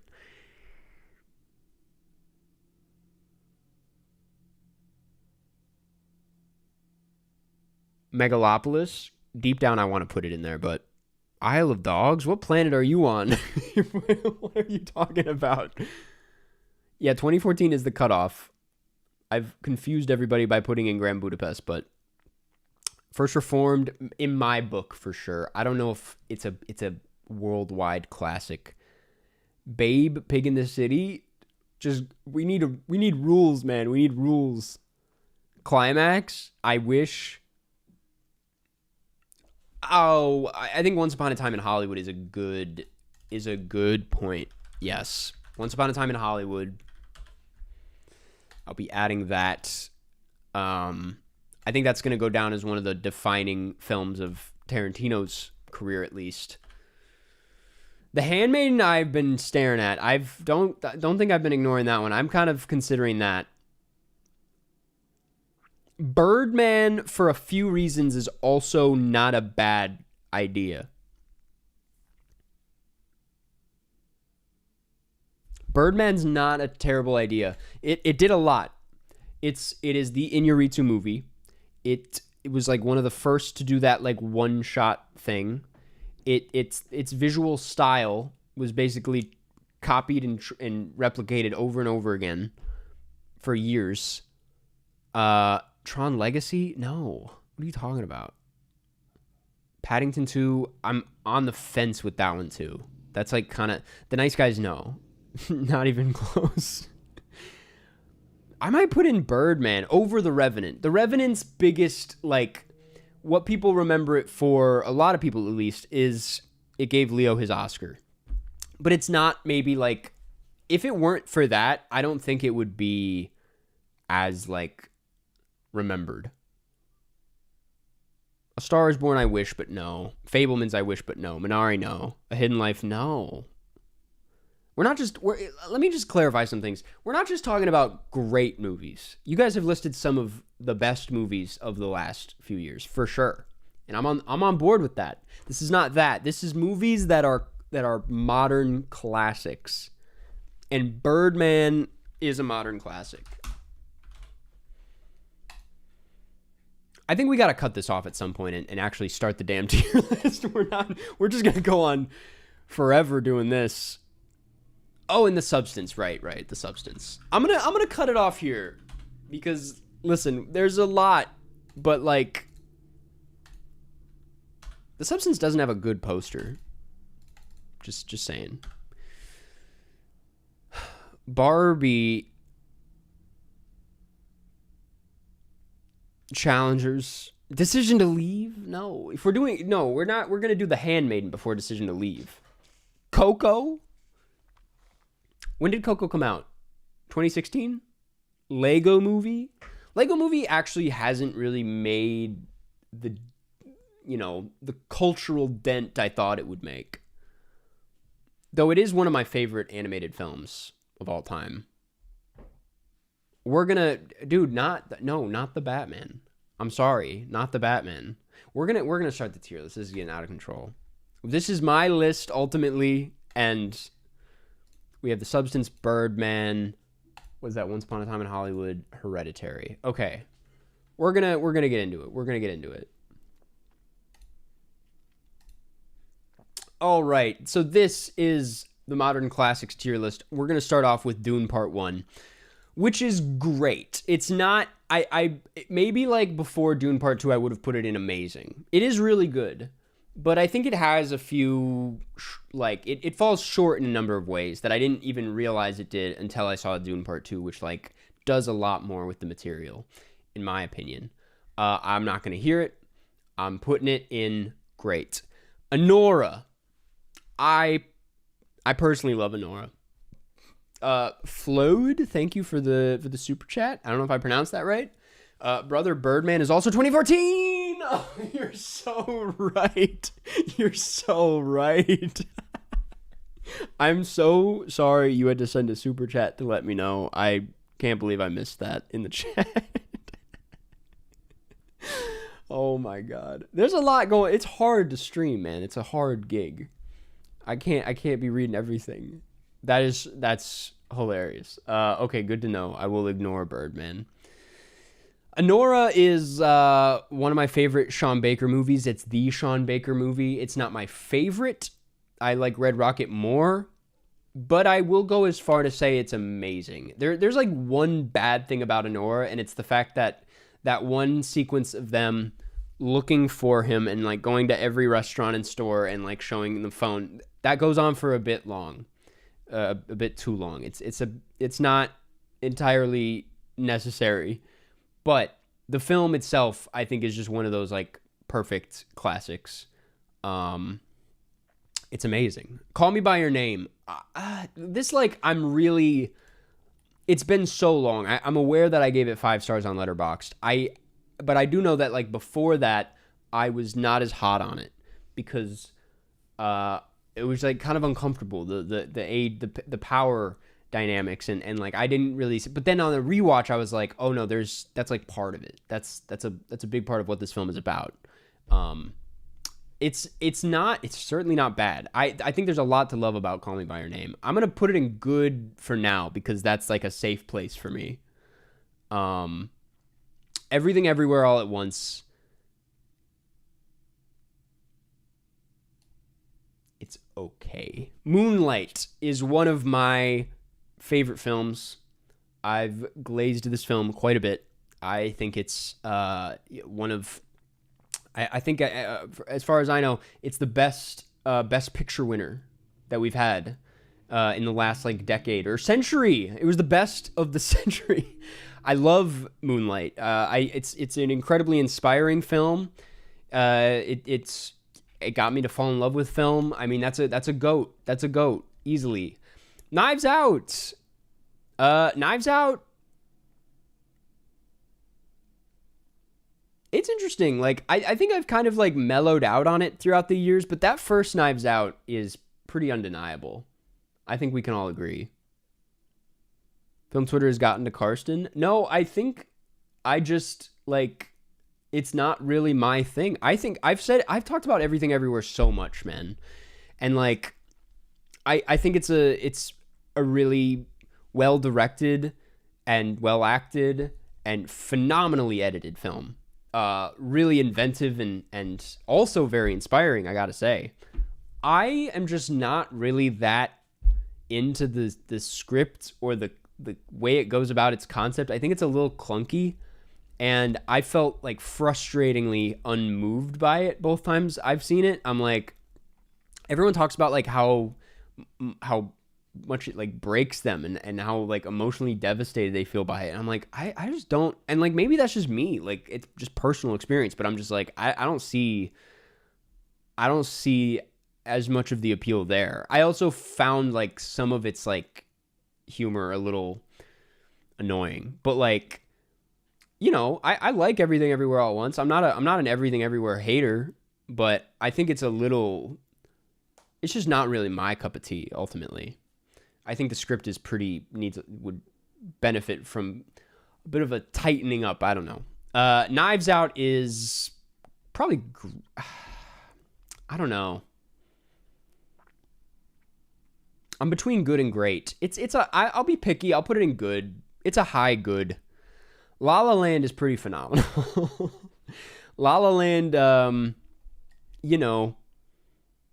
it's kind of up there. I really fuck with La La Land. It's been a few years since I've actually watched it. I think I might put it in amazing for now to be a bit pickier, but I'd be lying if I said that also wasn't like that and Moonlight were like the two punch that year. Like it just was like in a year of me going to film school, like that I couldn't have gone in a better year. Like they hooked me in so easy. It's teetering on GOAT. It might be GOAT. That's my favorite Damien Chazelle probably. Black Panther is good. It's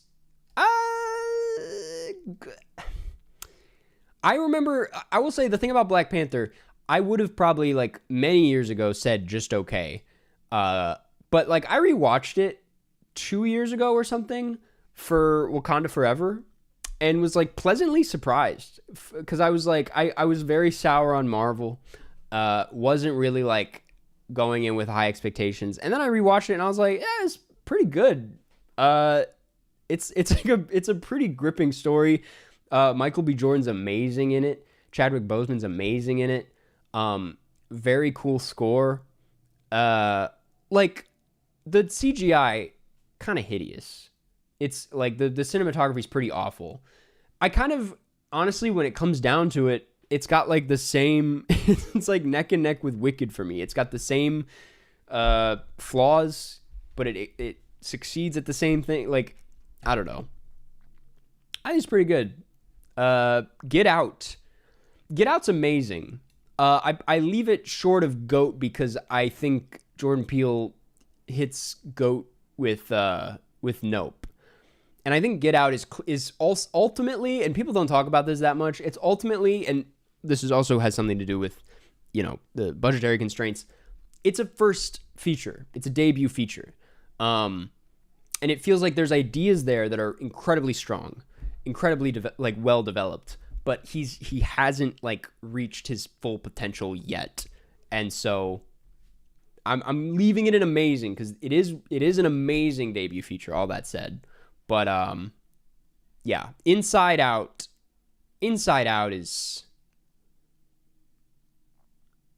I mean, it's kind of just it's also good.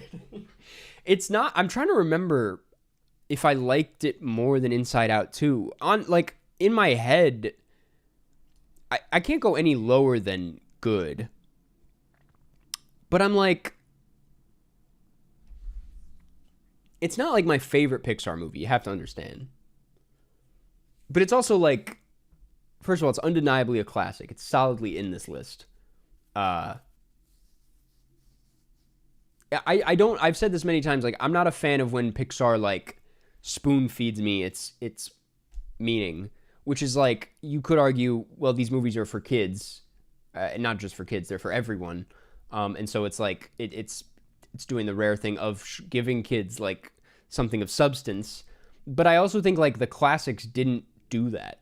It never felt like I was being spoon-fed a message when watching, like, Finding Nemo. Whereas Inside Out, that was, like, the one thing that kind of got over, or got out of control, at least. Spider-Man Into the Spider-Verse, it's amazing teetering on GOAT, honestly. That movie goes crazy. I fucking love that movie. And I put Into the Spider-Verse here and not Across the Spider-Verse because Into made a big, even though Across the Spider-Verse might be better, Into the Spider-Verse was like a bigger, it came in hot, you know? Let me wait on it. It might be GOAT. It might be GOAT.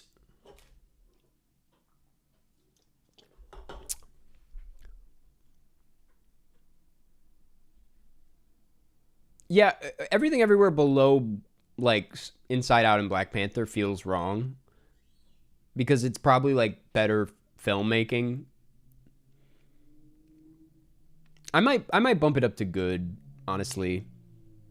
It's just that script, man.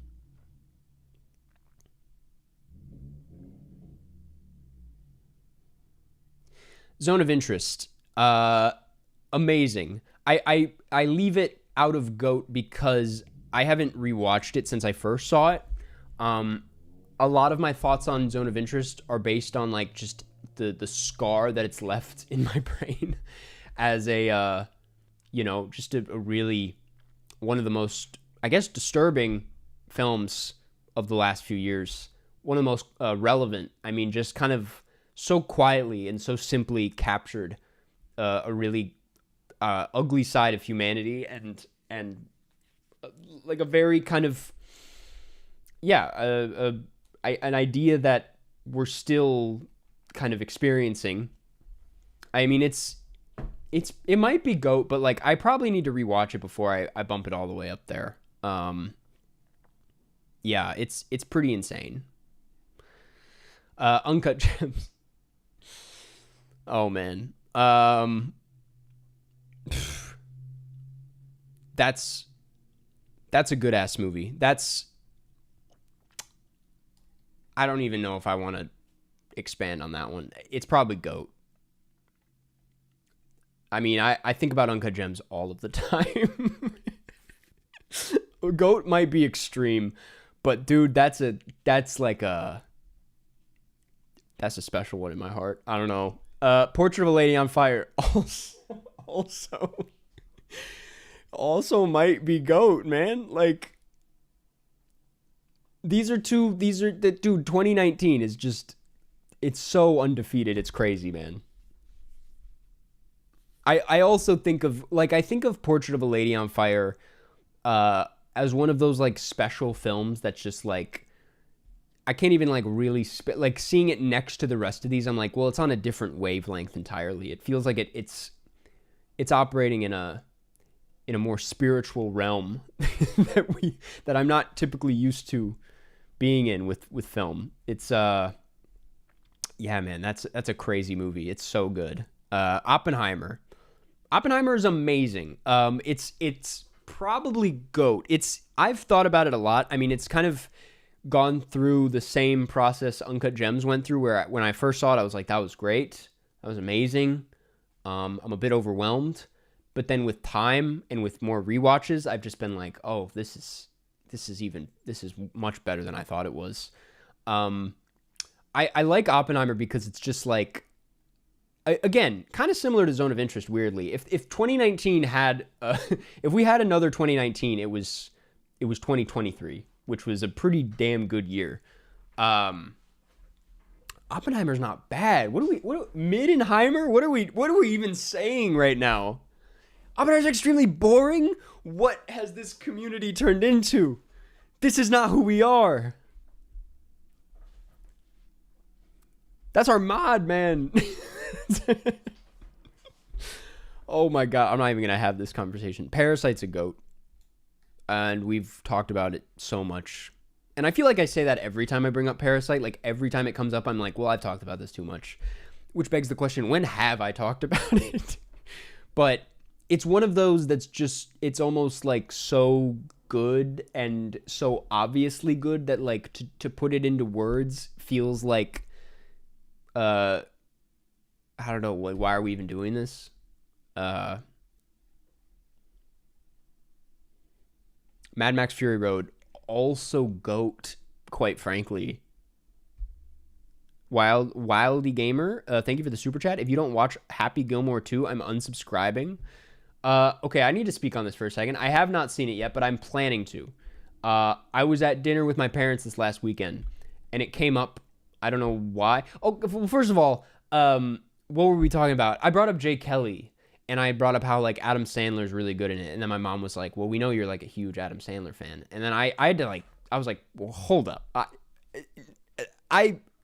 yes, mad respect to Adam Sandler. I would not call myself a big Adam. I think it's just because I made them watch Uncut Gems, and now they think I'm like a big Adam Sandler head, and I'm like, I'm not that crazy about Adam Sandler. And then my dad had to be like, well, have you seen Happy Gilmore 2? And he thought it was a great movie.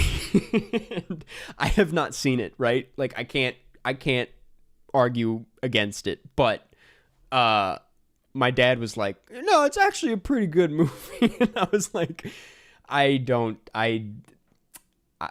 think I'm gonna take your word for that one. But anyway, so that's all I have to say about Happy Gilmore 2 is that apparently my dad, who's really into golf, is crazy about it, which says everything I need to know about it. But anyway, I'll watch it eventually. Joker. We have our first bad movie. It's not like horrible. I got like a weird amount of love for Joker.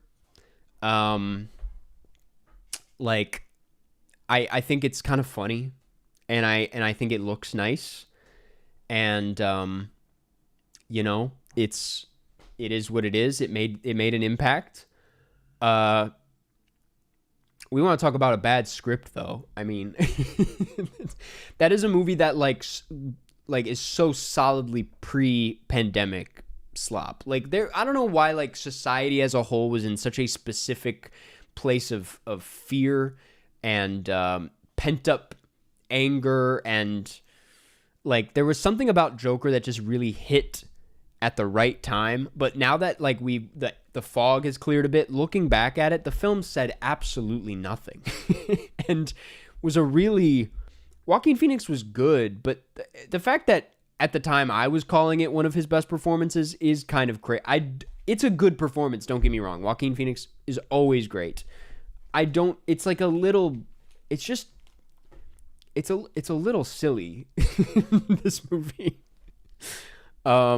But I don't know. I haven't rewatched it in a long time, so I don't think it'll get better. It's just that after Folie à Deux, I was like, oh man, this that just highlighted a lot of the worst parts of Joker. Anyway, Endgame. Okay, listen. So we're gonna move some things around here. Knives Out's getting bumped up to great. Call Me by Your Name is also getting bumped up to great. Everything Everywhere is getting put into good, and Endgame is being put into okay. And that feels much better for me. I'm going to pause on that for a second. A lot just happened. I have things to say about Endgame. I know you might be quick to say it's bad, that it's trash. Some people want it in GOAT, to which I say, are you the same people that were saying Oppenheimer was bad? Because in that case, we need to just quit this whole thing and reset for a second, because this is not the community I raised. There's no wrong opinions here, but that's kind of... I am as you know, I'm not a big fan of Marvel. I think Endgame specifically did a tremendous amount of damage to the film industry as a whole, and like really, it's crazy how much one film can do to an entire generation of young moviegoers who now expect like cameos and obscure characters, like pop up. Obscure is a crazy word to use, but like, you know what I mean. That said, it is one of my admittedly favorite movie-going experiences. I had a really good time watching it in theaters. It was an electric environment to be in. You cannot deny the build-up, the uniqueness of this film, the fact that there are not a lot of other films where it took, I don't even know, 10, 20 something movies to build up into it, and to reach that point pretty cleanly. It's a bit of a, it's a bit of an achievement in a lot of ways. And I have to say, although I have not rewatched it in a while, in my memory, I had a good time watching it. And yeah, it's a complicated one to talk about. There's a lot to say about it. And so I feel like putting it in okay is a pretty safe neutral spot for me. It's the 22nd. Okay, interesting. Yeah.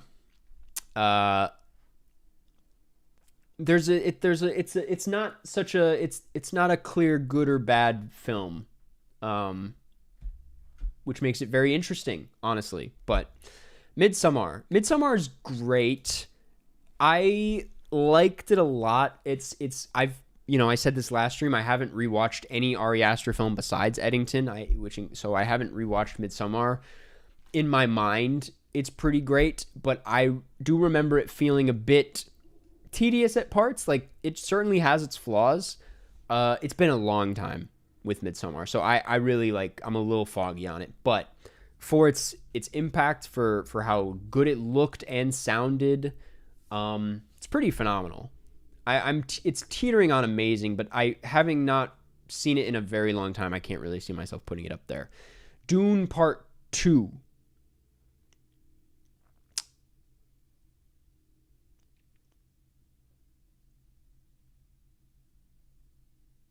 Dune Part 2 is somewhere between amazing and GOAT for me.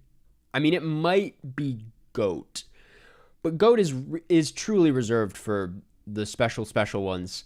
Dune Part 2, if you didn't remember, didn't even make it to number 1 that year on my list. So I'm kind of going amazing. Maybe on a rewatch, it'll be like a Mad Max Fury Road situation where with some time, I can confidently say it's GOAT. I mean,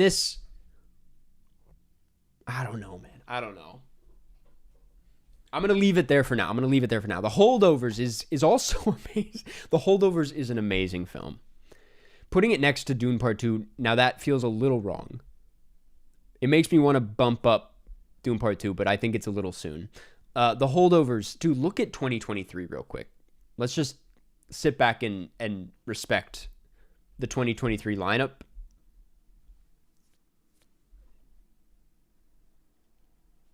Yeah, The Holdovers is one I've seen, I think, 3 times now. Can confidently say it's one of my favorite Christmas movies, for sure. A phenomenal Paul Giamatti. Honestly, just shy of being my favorite Alexander Payne. I think it's one of Alexander Payne's best, unquestionably. One of his best takes on this specific character of grumpy old man who thinks he deserves better in life, and the movie kind of proves itself that he kind of does, but he kind of doesn't.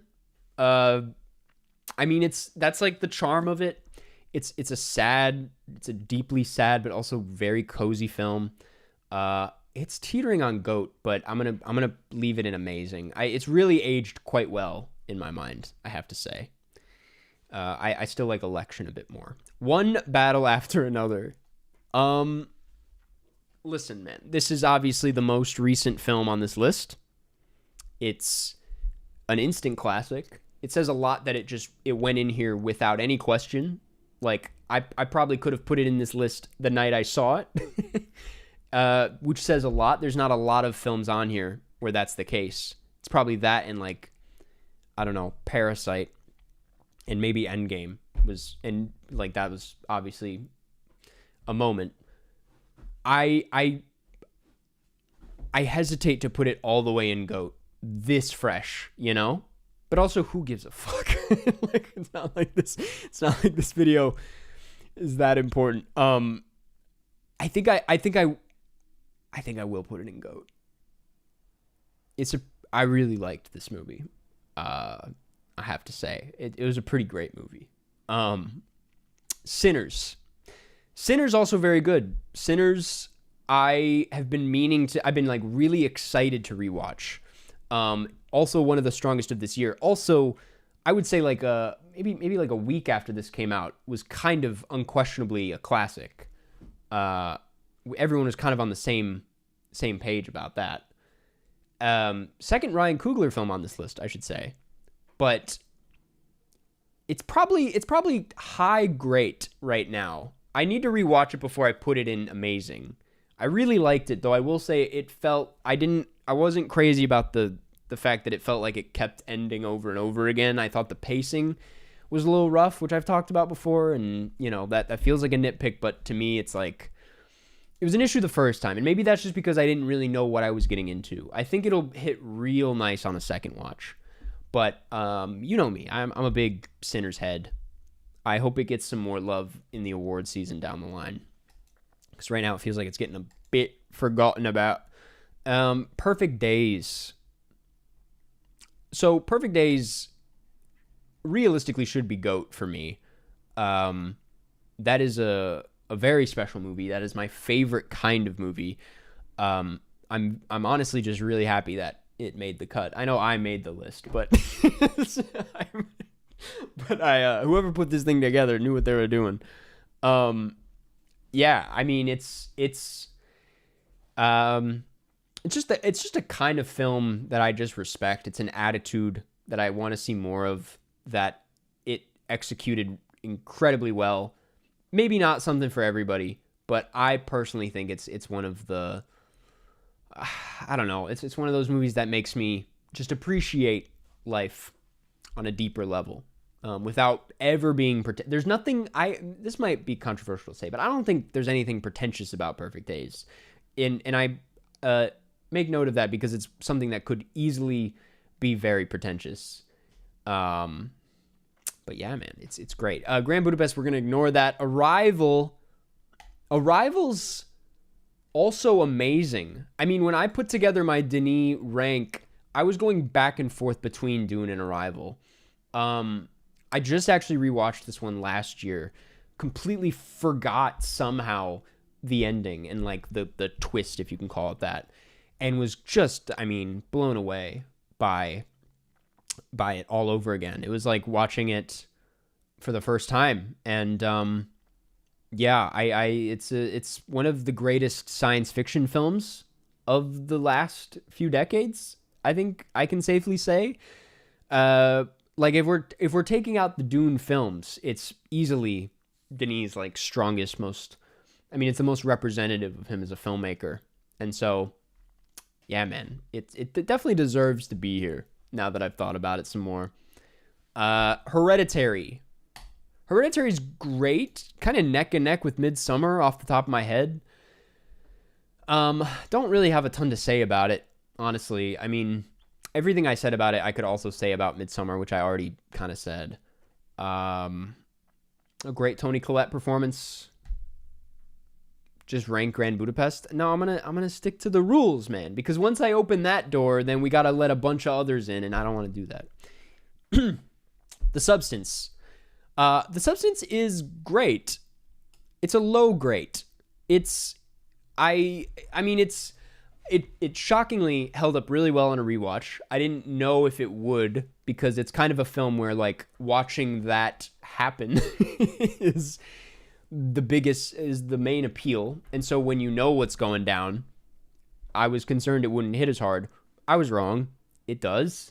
I think there's parts of that script that I wish were a bit stronger. I know the entire point of it is to not be subtle at all, but I wish there was a bit more subtlety here and there.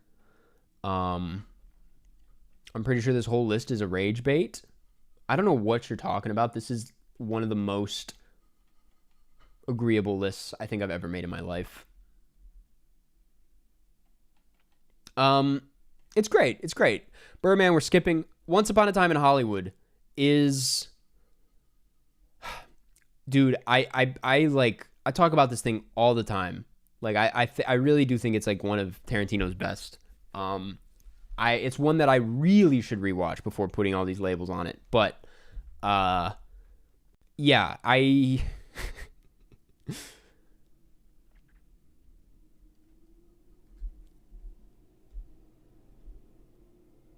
I'm not sure. I'm struggling with this one. I hate looking at this list. I don't know what to say to that. This is it. This is me. You're looking at me when you look at this list. So I take that very personally. I'm going to put it in amazing for now. I know that amazing is pretty full, but that's kind of what we're working with. That's the modern classics tier list. Nothing is truly trash. Nothing is truly trash. I don't think I would have put any. I mean, like, if we were to put in some classic bad movies, you know, Madam Web is a shoo-in. I think Madam Web is an instant classic. I said that in the Letterboxd review. I'm trying to think of some others. Minecraft. I think we're gonna forget about Minecraft pretty soon. But yeah, this is it. This is it. I feel pretty good about this, and I got nothing else to say. KJ, thank you for the super chat. One Flew Over the Cuckoo's Nest turned 50 today. Hey, happy birthday, One Flew Over the Cuckoo's Nest. That's a fantastic movie. I watched that for film school. Big fan. Nickel Boys, I left out because while it is my favorite movie of last year, I don't know if I would call it a modern classic yet, to be honest. What is the cutoff for modern? The year 2015 is what we cut it off at. Last 10 years, that feels appropriate. No, Park Chan-wook is crazy. I mean, Old Boy, undeniably a classic. That's an all-time classic. I'm trying to, like, yeah, The Handmaiden is the closest he gets to another modern classic, but, like, no other choice. Like, I'm excited to see how it goes down, because to me, that is also up there, but I'm not sure. Your Name, 2016. No, you're right about that. I wasn't that hot on it, but, like, I was not in maybe the right headspace when I watched it.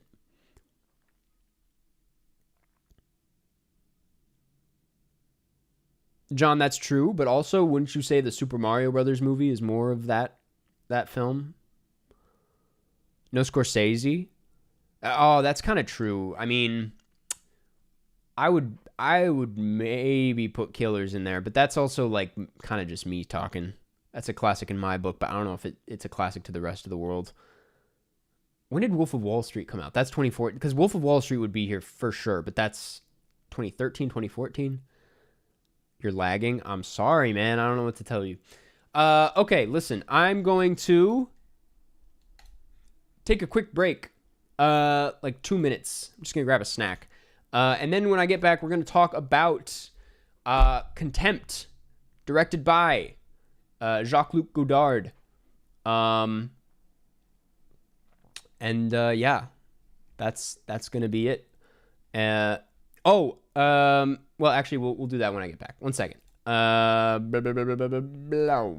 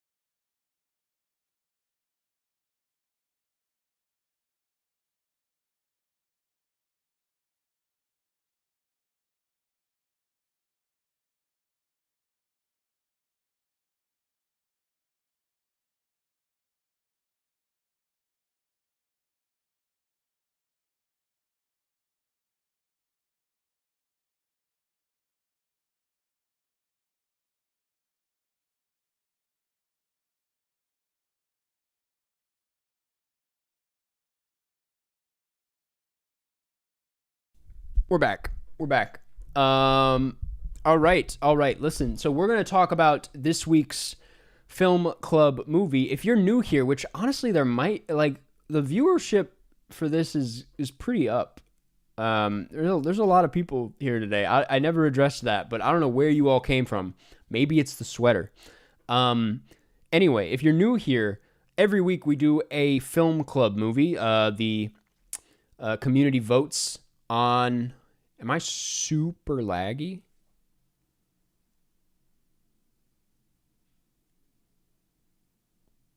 How bad is it right now? What the fuck?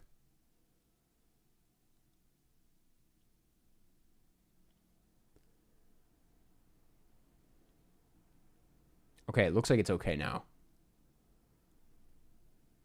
What's going on?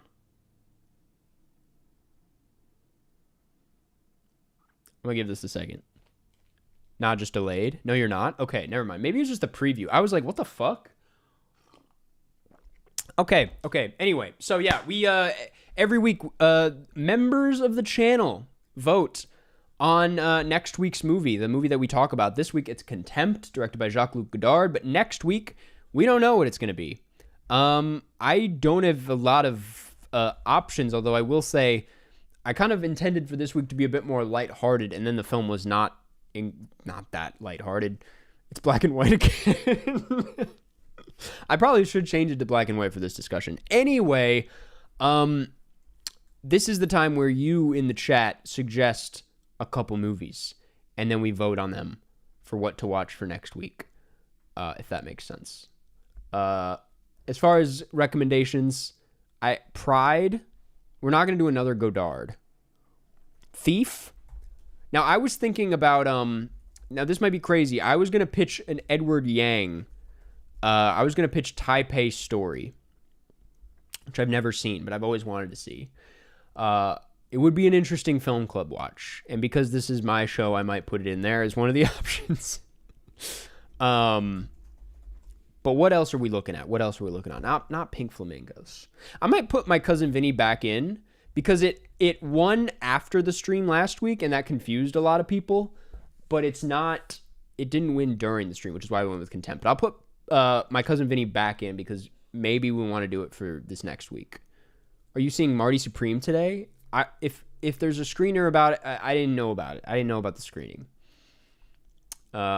I didn't get invited, so no, I'm not seeing it today. I'm seeing Wicked for Good tonight.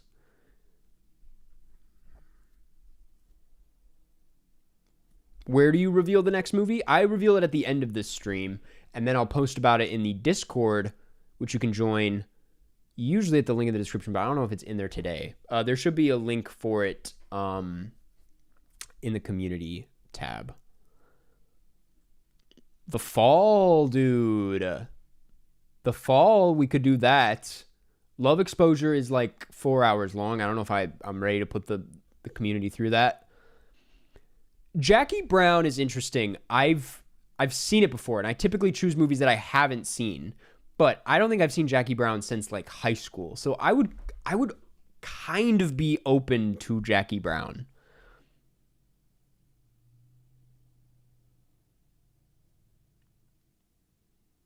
I'm not seeing Marty Supreme today.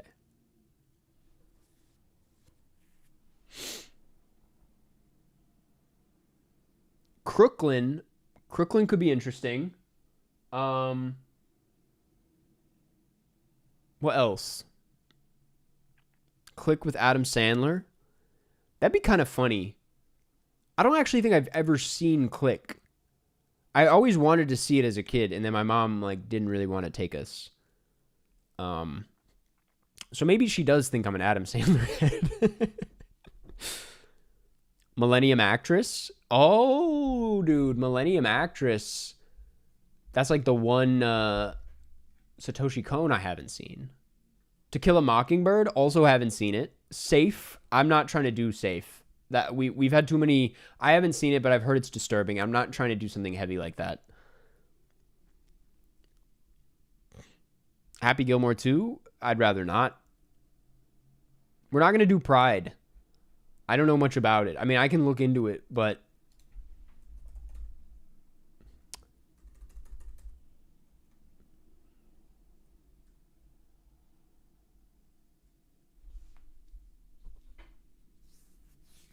Let's.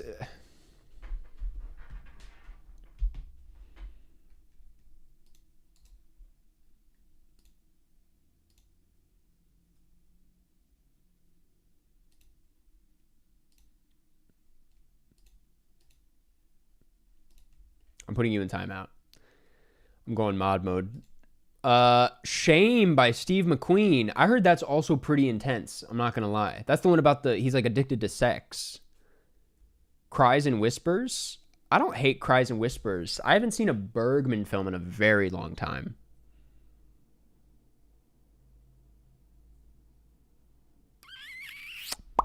I'm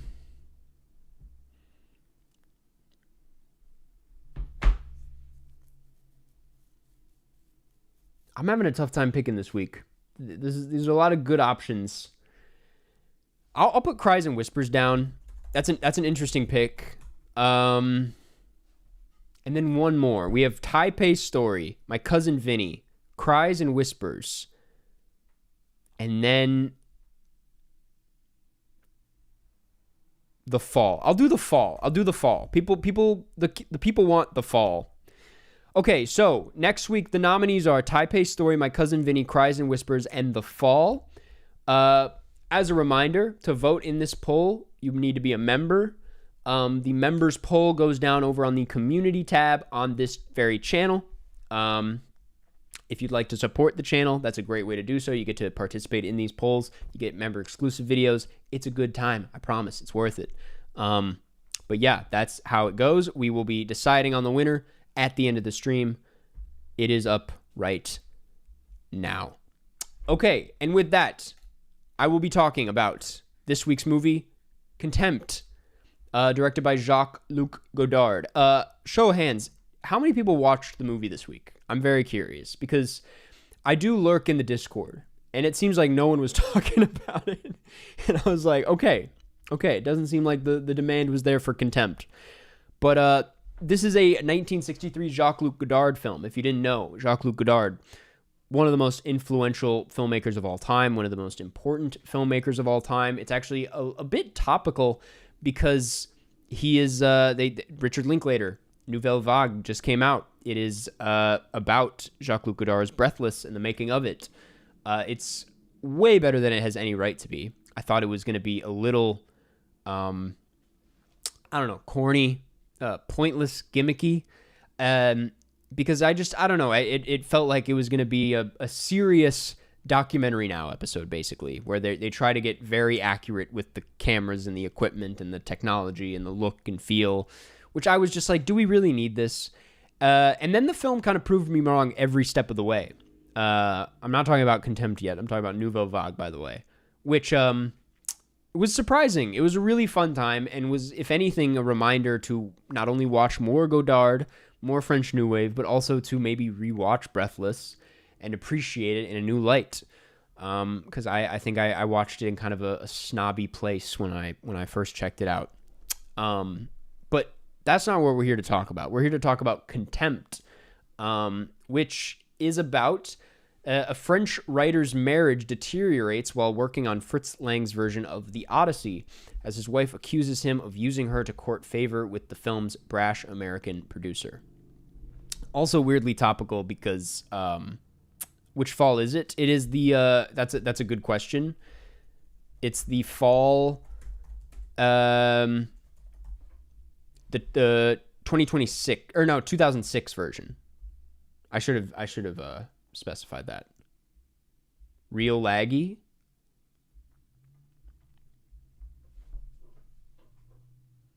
What's going on? What are we doing here?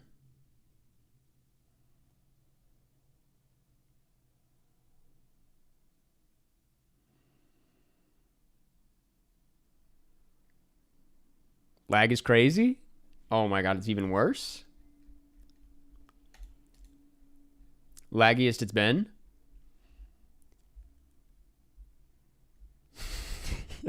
Yes, Karsty, talk about that movie. But it is very laggy. We're losing him? Okay, it might be back now. It says it's green. Let's give it a second.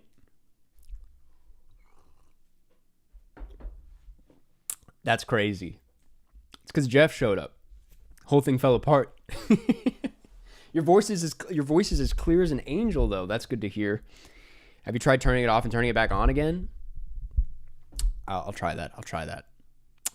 Okay, I think we're back. I think we're comfortable. Okay, but yes. Anyway, it's a bit topical, this film, because it Odyssey's also coming out. This is a film about them trying to make the Odyssey.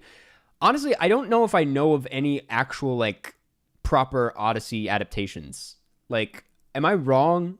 Like, what is like the most notable one? Because I have no idea if it's ever like been done, at least in the way that Nolan is doing it. But anyway, that's the gist of the film. If you didn't know, it's a very personal one. Tyler, thank you for the membership. Appreciate it. Welcome to the community. Blah, blah, blah, blah, blah, blah, blah. It's a weird film.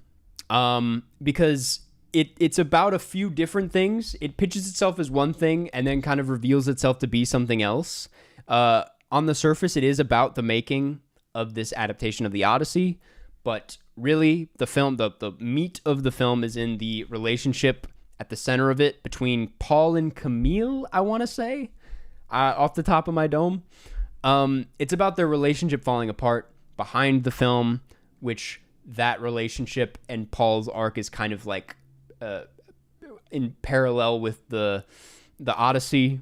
I'll be honest, I haven't read the Odyssey since high school. I don't remember it that well. But that's going on.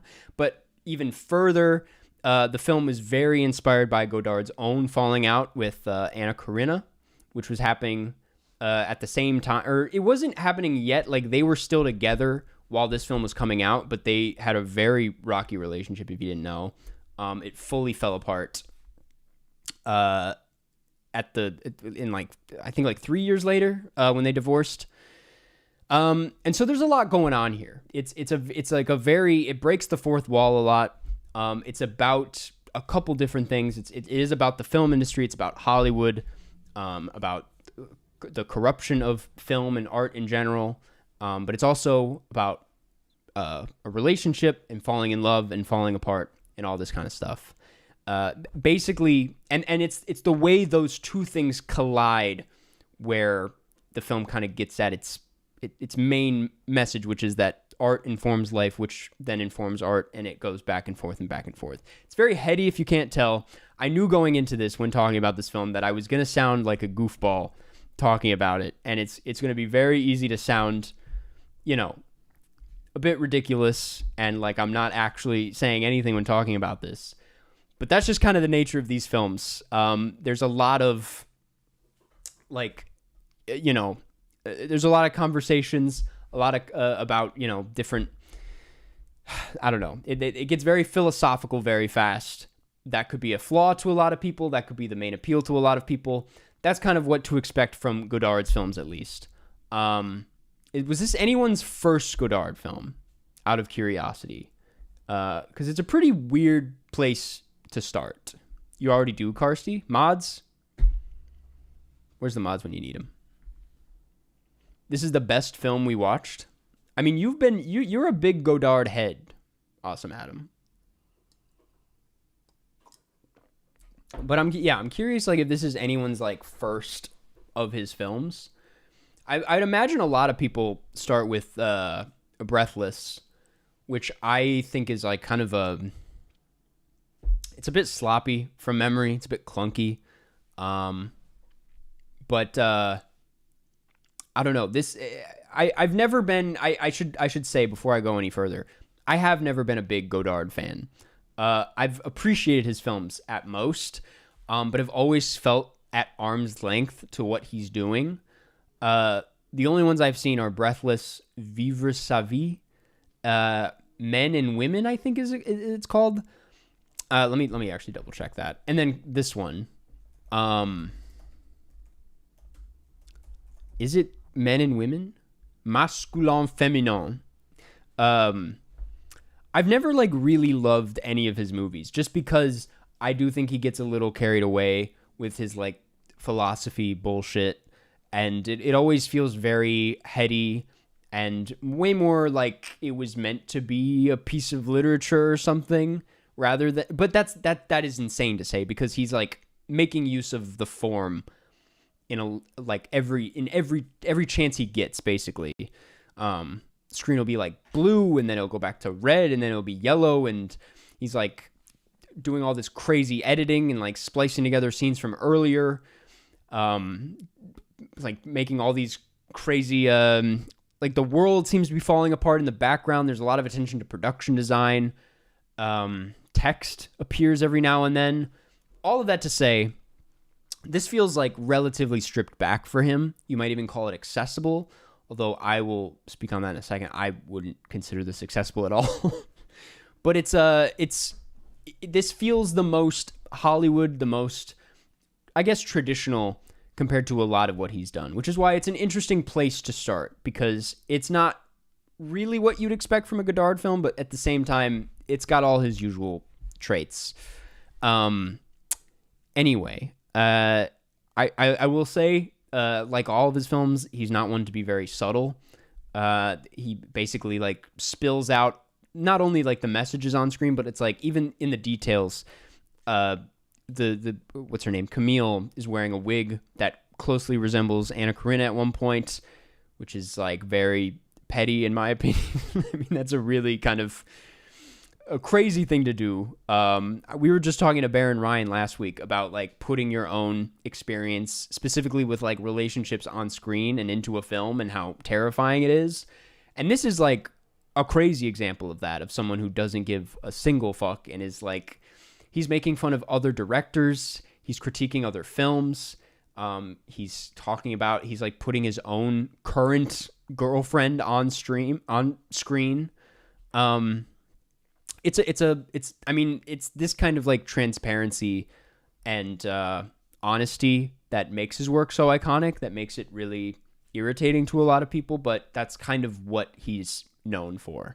I feel like a lot of people, when they talk about his work and the French New Wave in general, talk about like the experimentation and, you know, how they broke filmmaking and you know, all this stuff. But like really a big part of the appeal is very much seen here, where it's just coming at filmmaking from a very personal place, not in a way that's like behind a genre or a traditional story or narrative, but like the personality is the story. That is like the entire appeal of the film.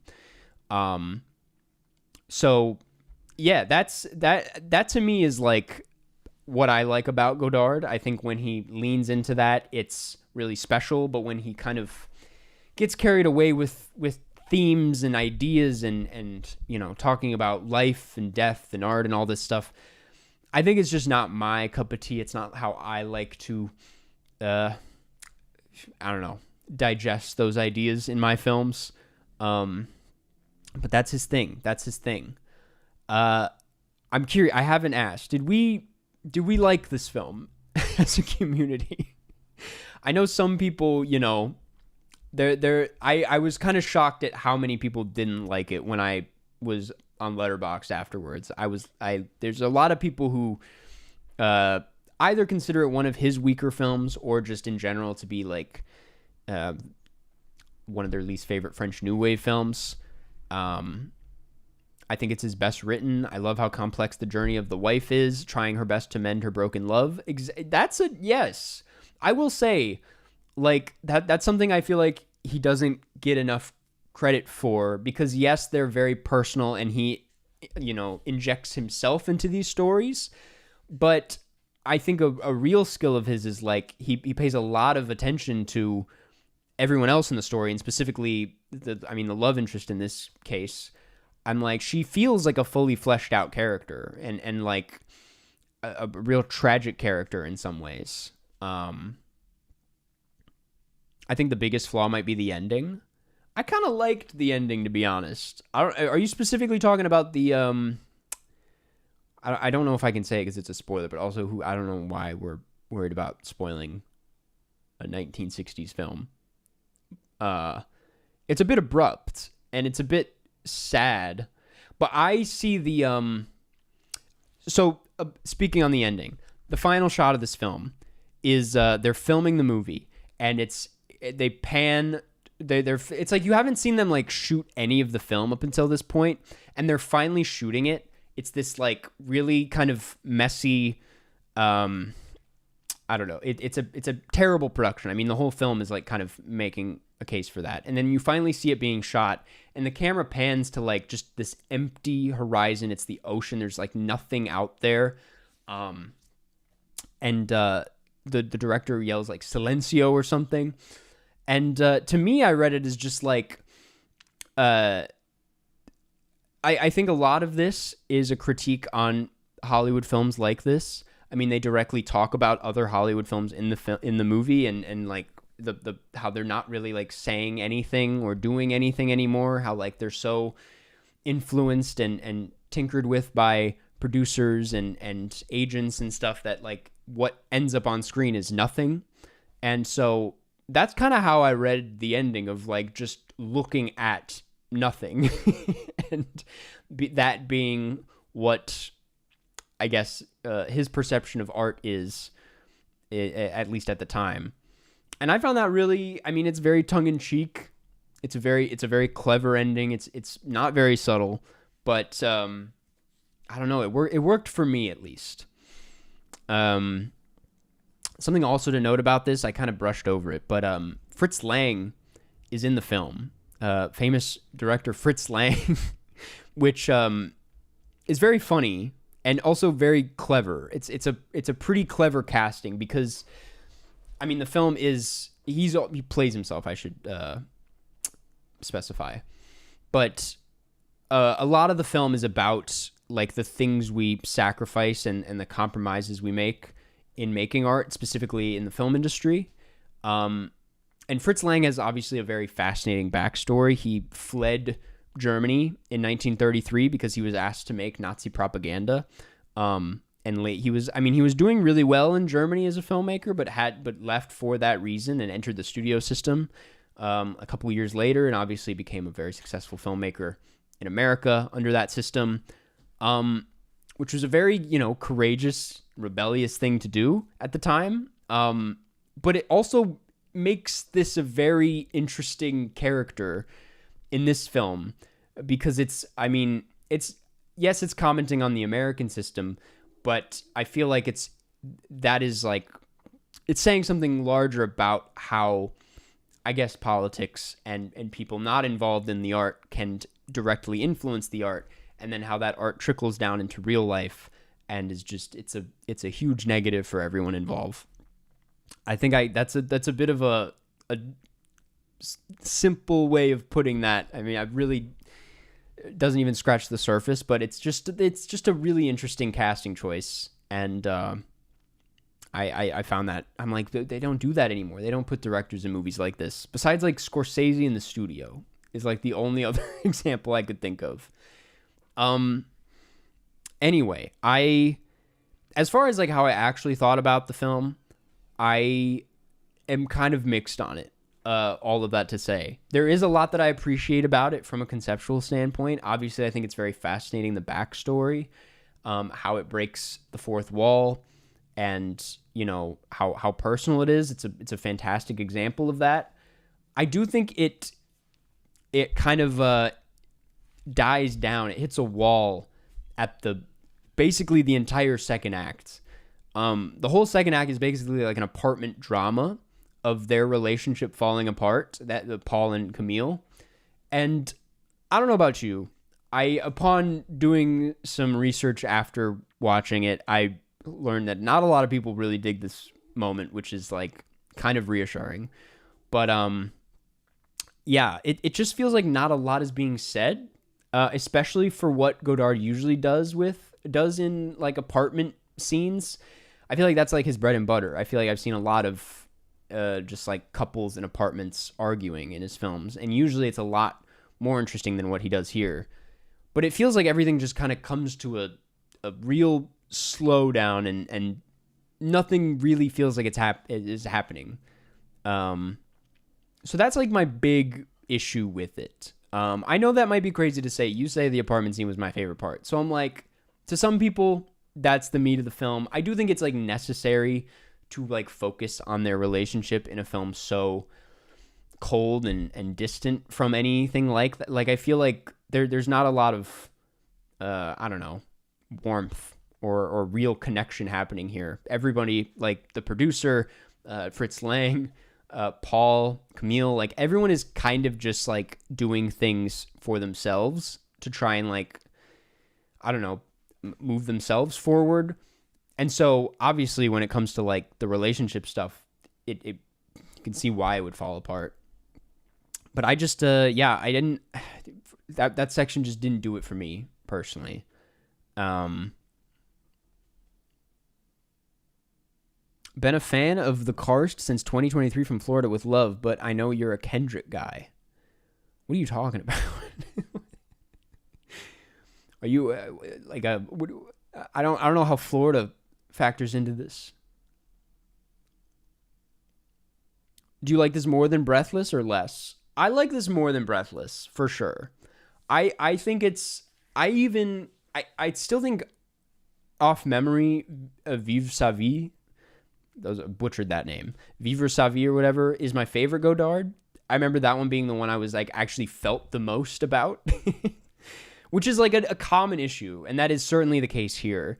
His films like make me they're thinkers and they inspire me, and there's a lot they're far from empty. There's like a shit ton of substance at the heart of all his films, but I never really feel emotionally connected to any of them. I've never felt particularly moved, and so that's an issue that I keep running into with his work. This is not an exception. This is a very cold film, but I do find what it has to say to be like one of the most interesting and I guess like well thought out examples in his work. I wouldn't call this messy, which is something I've always felt about Godard, is that his films feel a little clunky.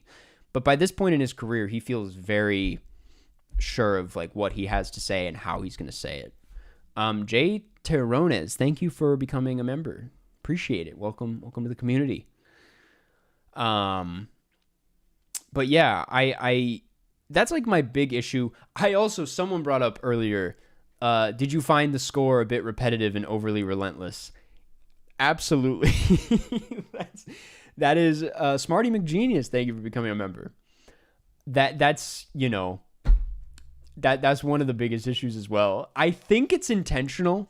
I gotta say, I think he's making fun of Hollywood movies with the score, but it is a bit annoying. Like you have to admit, it's pretty fucking annoying. I forget how it goes, but they play it quite literally like every 2 minutes. Doesn't even matter what's happening in the scene.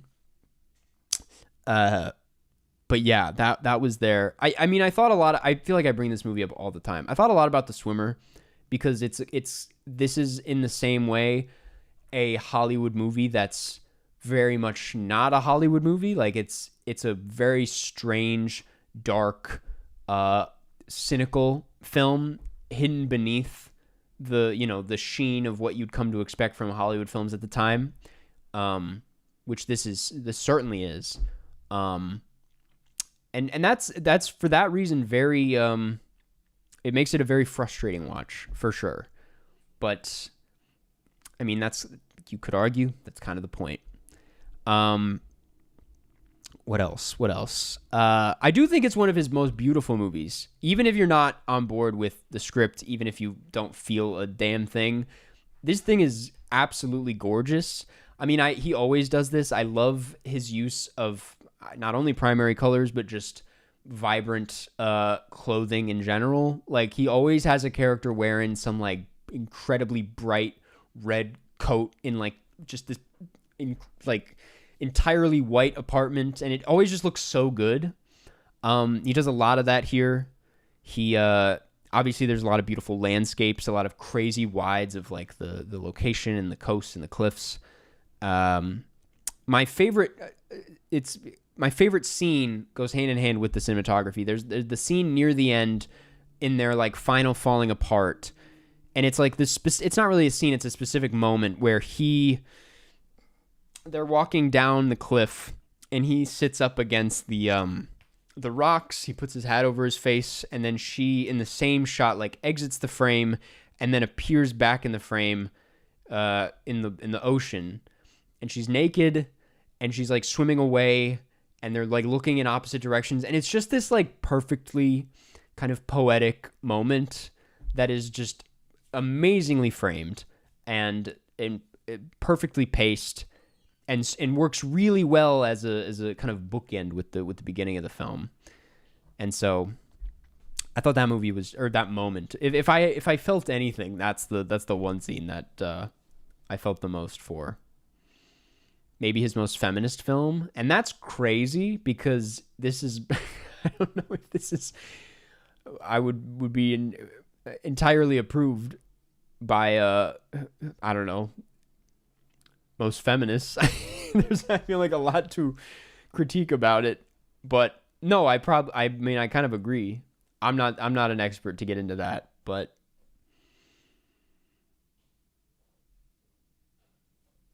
never heard of it. Must be a very unpopular film. What is happening? We're talking about Contempt by Jacques-Luc Godard, the weekly film on the broadcast. I'm definitely gonna wrap it up soon because I don't have a ton of time left today, and I want to play some Cine Tuner before I head out. But yeah, I was a little we love you. I was a little scared going into this discussion because it's a film like basically they're talking about Fight Club. It's a film like built to be I guess discussed. And has a lot of like big topics that I'm like, I don't have the muscle to get into all that. But I feel like it starts that way, but then kind of the more it becomes a film about this breakup, the more universal it becomes. I don't think this has the wall that a lot of Godard's films put up, where it kind of feels like it's talking down on you. So yeah, I liked it a lot. It's one that's grown on me with time. I didn't really enjoy watching it. It was a bit challenging just because of, I mean, one, the score that kept coming up, and B is like I didn't really like care for them, and I felt like I was really struggling to find a place to care, where the characters would like open up in some way, but they never really do. But I think that coldness is really a big part of the appeal to me, and I think the way he plays with that mixed with the making of films in Hollywood is really interesting. So yeah, big fan. That is Contempt. You can check it out on YouTube. I think okay. Quick rant before we wrap this up. I watched this on Tubi. I got love for Tubi. I've seen films on Tubi before, and it's been a good experience. This one was a pain in the ass. There were, I think, 10 different ad breaks, which is unusual, I feel like. I never have that many ad breaks when watching something on Tubi, but I got interrupted so many times. It's a crazy film to be interrupted with. Like, it's fucking this devastating breakup scene happening, and then a Domino's ad comes in, and then it's like that for 5 whole minutes. I mean, I love Tubi, they have a crazy catalog, don't get me wrong, but I do not recommend watching this on Tubi. You should go find it on Internet Archive or YouTube or something. It's not the ideal way to watch Contempt. Okay. I'm gonna wrap this up. Let's check in on the poll. Let's check in on the poll for next week. As a reminder, we vote on these movies, or the members vote on these movies every week. This film was voted on by members last week. This week, it looks like My Cousin Vinny is officially leading at 38%, Taipei Story at 25%, Cries and Whispers at 17%, and The Fall at 21%. It looks like it's going to be Cousin Vinny, but we'll wait until after the stream to officially call it. If you're in line, stay in line. But yeah, if you want to become a member, or if you want to vote on the poll, I suggest becoming a member. I gotta go see Wicked. I sent you the roasty. Thank you, John. Oh my God, thank you. That's incredibly helpful. Enjoy Wicked. I have to see it soon as well. Okay, we are going to wrap up today by doing some Cine 2 Nerdle, by doing some critical, as we do. Give me 1 second while I set this up.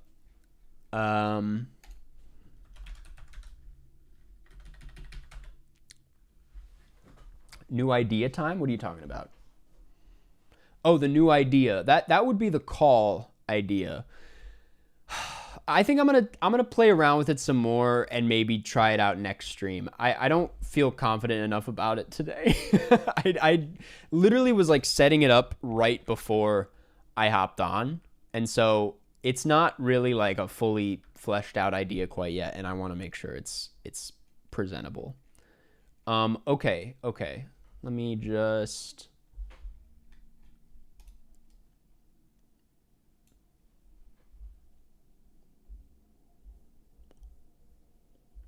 Come on, let's do it. Next week. Are you ever going to watch the Terrifier films? Yes, definitely. Okay. I think we're good. Okay, this is Cine 2 Nerdle. Let's start with the critical. This, if you didn't know, we're guessing the letterboxed. Oh, shit, that's me. Checks Tinder. Shit. I don't remember what I did that for. Checks Tinder.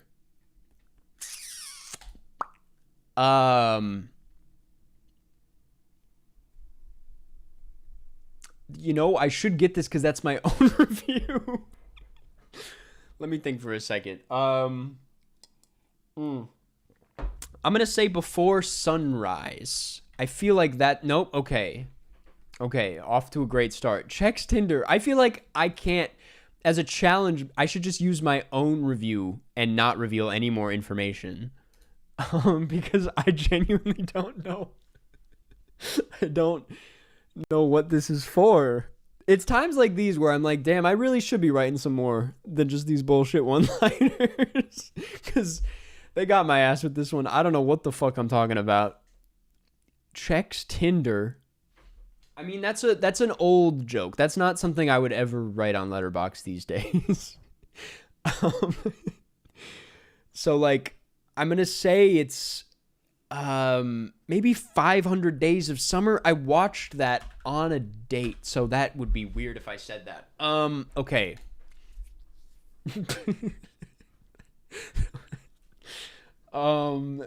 Checks Tinder? Because I've been in a relationship for 5 years, so this had to be before 2020. I would hope that I wouldn't post this somewhere in the last 5 years.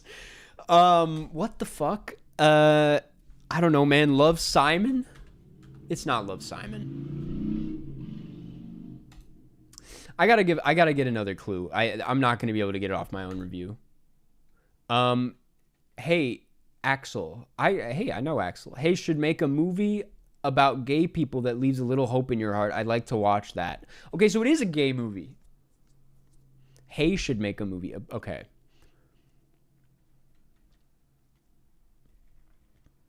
Try Fight Club. Okay, so it's a gay movie that doesn't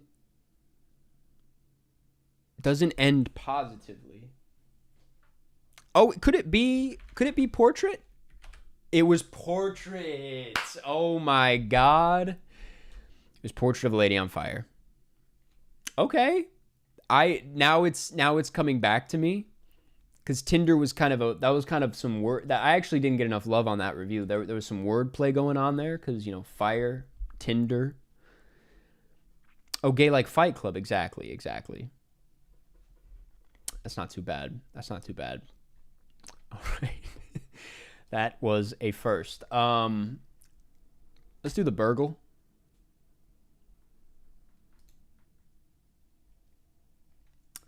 Band, brother, chocolate, diaper, grandfather, magic, newspaper, party, talent show. Okay, so I know this isn't going to cross off everything, but Charlie and the Chocolate Factory is obviously going to be pretty good. Okay, yeah, that's in the bag. Band Diaper Magic Party. I'm gonna say what's it called? Diary of a Wimpy Kid. Cause Loaded Diaper. What? That doesn't make any sense. That actually doesn't make a single bit of sense.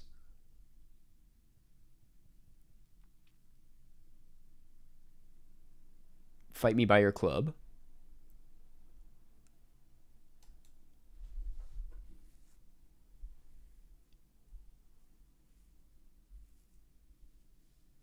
Should I do the other one? Roderick Rules?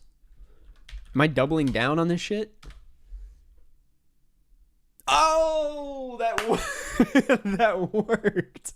And that was the full 9. That's crazy. That's crazy. Damn. Charlie and the Chocolate Factory was a good guess, ultimately. That was a good guess. All right. Let's do the original. Fisherman. Smuggler, genie, squirrel, pilot, emperor, alchemist, tiger, engineer, llama, street urchin, warlord, princess, germaphobe, miner.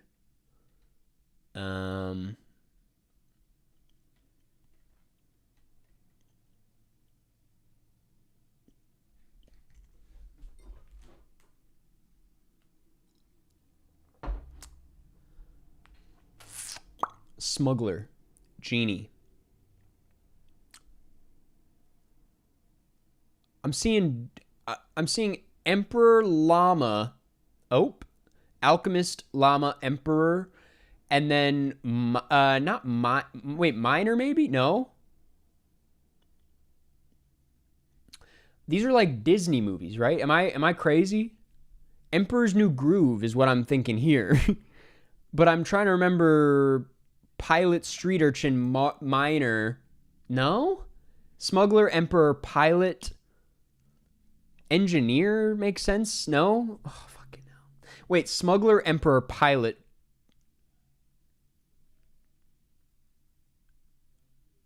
Aladdin? Genie? I'm lost. Now I'm thinking too much.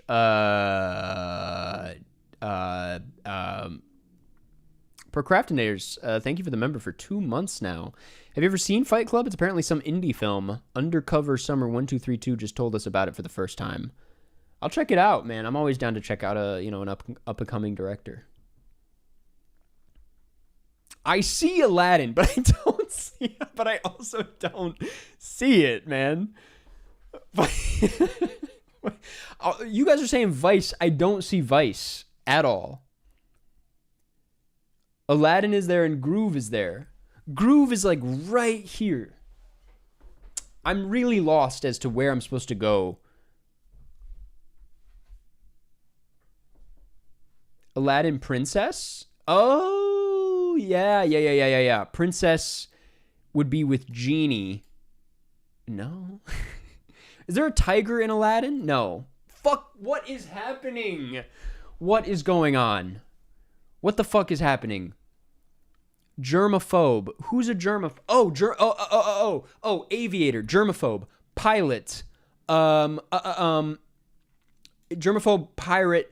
pilot, director, and then fucking engineer maybe? Yeah, the aviator. There we go. Smuggler, emperor, pilot,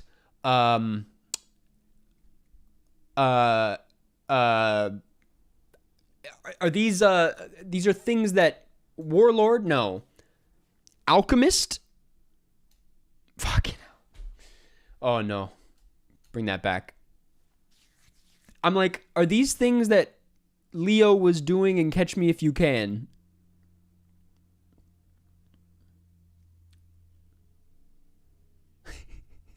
I need chat's help. Street urchin with princess, smuggler, emperor, genie. That's 5. I need 4. Pulp Fiction. What the fuck does Pulp Fiction have anything to do with this?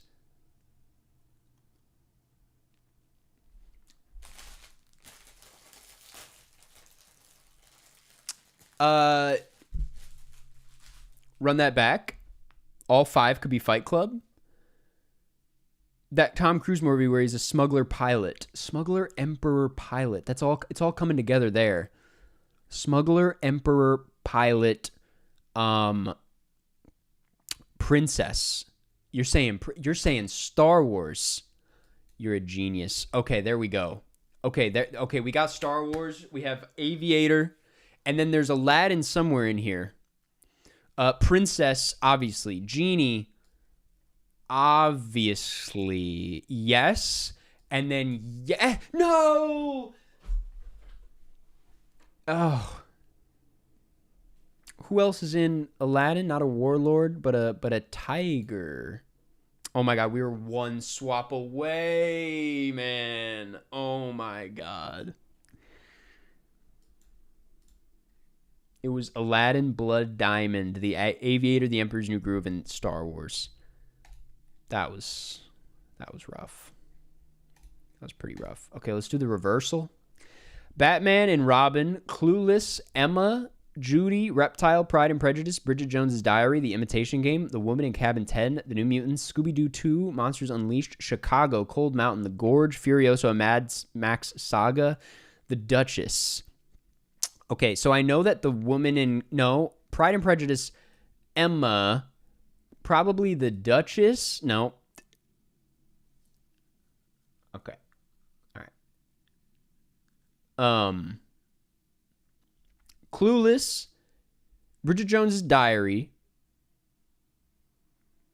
No. Okay, Emma, Mad Max Fury Road. Furiosa. Sorry. Okay, wait. Furiosa, Emma. And then she was in... What else? I keep getting 2, but I can't get past that. What else was Anya Taylor-Joy in? The New Mutants? And then, not Reptile. Reptile... That's Benicio del... Oh, The Gorge. She was in The Gorge. Nice. Okay. Pride and Prejudice 2005. And then I'm feeling... we're going to put that there. Yes. Oh, we're cooking now. Bridget Jones's Diary. And then I don't know what the other one is. Clueless? Isn't that... Yeah, that's Jane Austen. Okay. And then we have Batman and Robin. Pride and Prejudice. I don't know, like, half of these is the problem. I don't know, like, any of these movies, man. Judy, Chicago. I'm thinking Renee Zellweger. Judy, Bridget Jones's Diary, Chicago. And then, was she in Scooby-Doo? Nope. Was she in Cold Mountain? Yes, she was. And then switch these around. There we go. That's how you do it.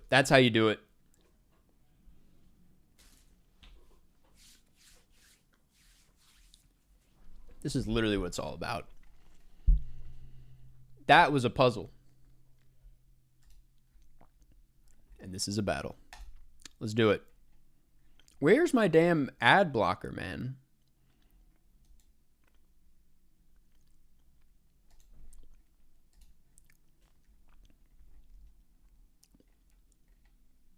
My whole thing got fucked up.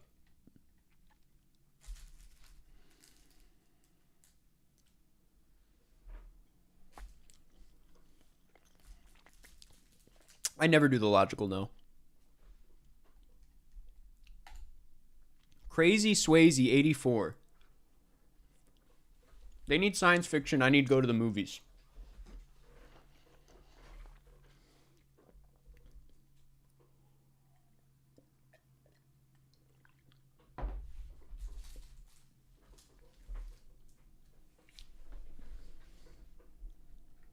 No hard feelings.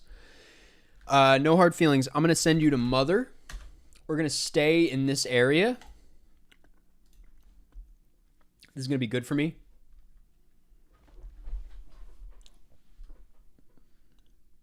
Silver Linings Playbook. I'll take you to Die My Love.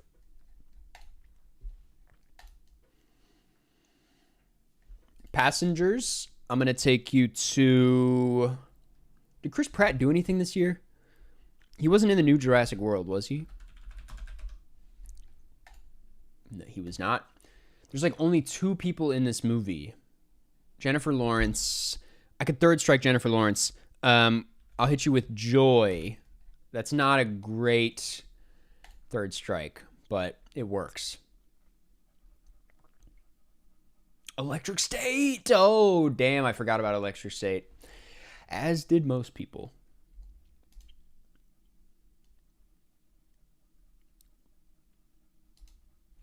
Raging Bull. Rob De Niro. Alto Nights. Obviously. Come on. It's a walk in the park. The King of Comedy. Martin Scorsese was in I'm gonna put you in a weird place. Oh, he was in El Planeta. Martin Scorsese, I'll take you to Kundun. We'll start there. You give me a third strike opportunity here. Unless you can get out of Kundun with... I'm not going to say it in case you're watching the stream. Actually, the delay is so bad, it's kind of working in my advantage here.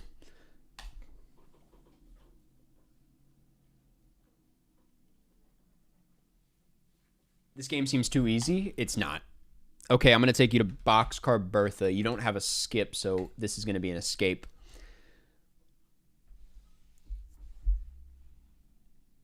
This game is far from easy. I make it look easy.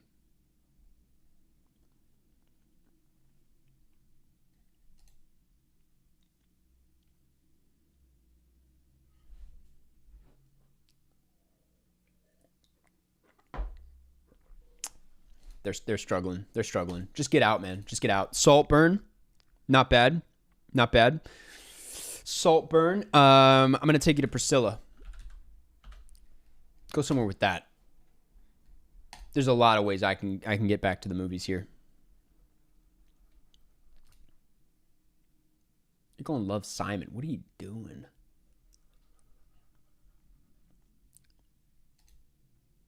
Hurry Up Tomorrow would have been a good play. I couldn't play a 2025 off of the brick though. That's the only issue. The Naked Gun. Oh, what are you doing, man? That was a fascinating pick.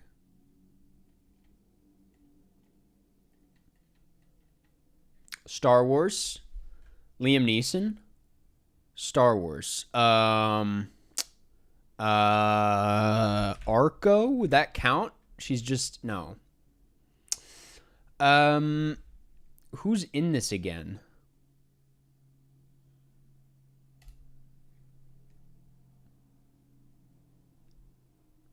Ewan McGregor. I'm gonna go Train Spotting. Oh, never mind. I'm good. Force Awakens. That's all good. Welcome to Father, Mother, Sister, Brother.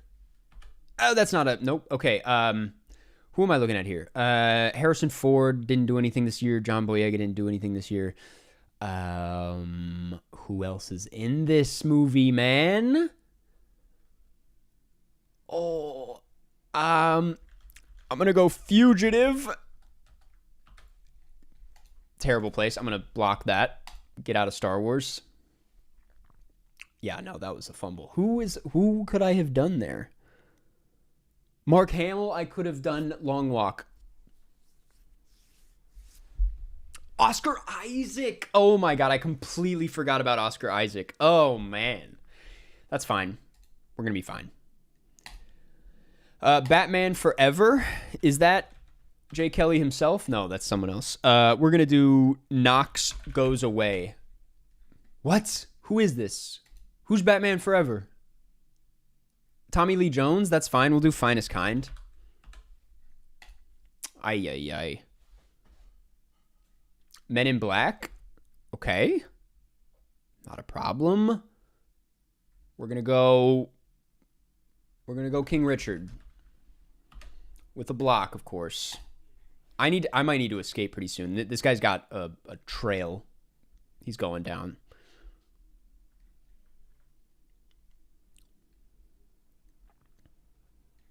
Hitch. Emancipation. That's going to be an easy escape on his part. Yep, there we go. War Dogs. We're going now hear me out. We're going to go dog. Are there any Channing Tatum science fiction movies? I don't think so. What? Is that not okay. Mid-90s then? I think that's safe. I thought Channing Tatum was in War Dogs for some reason.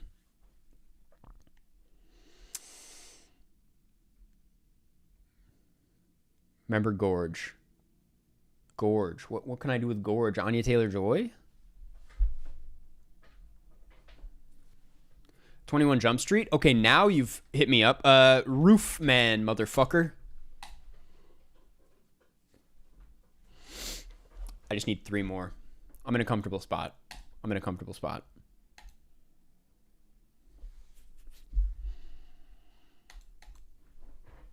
They're out of escapes also. We should note that. Peter Dinklage. Oh, welcome to, what's it called? Fucking a Toxic Avenger? Let's go. Hit you with a block just in case. And then I have 2 escapes, which also function as bricks. We're going to be just fine. We will be just fine. Oh, you're going to go Elf in a year like this? John Favreau. James Caan. Kind of fucking with Thief. They were trying to play Thief earlier, so I don't know. I'm going to go Thief.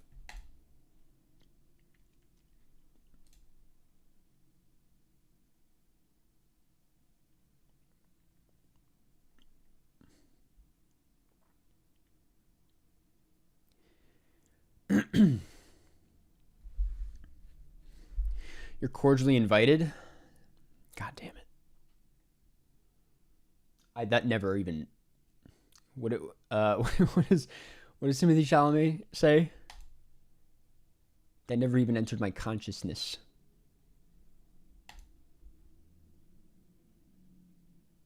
It froze? Are we back? What the fuck happened? We're good now? Well, I won. The thief play was too powerful. Let's run it back. That was just the warm-up round, ultimately. Happy Dude 1, 2, 3. The Hunt. Would hate to be this guy. We back? Okay, amazing. That's what we like to hear. Wild Child. Emma Roberts. Juno Temple. Emma Roberts. I'll go Little Women just to open things up a bit. This person is scaring me. Emma Roberts. I'm thinking of someone else.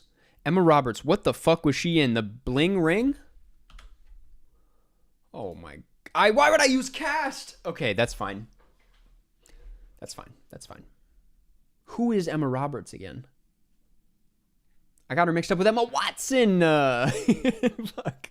Okay, Saoirse Ronan was just in something. What the hell was she just in? She was just in something. Florence Pugh was in Thunderbolts. Jesus Christ. Lock in.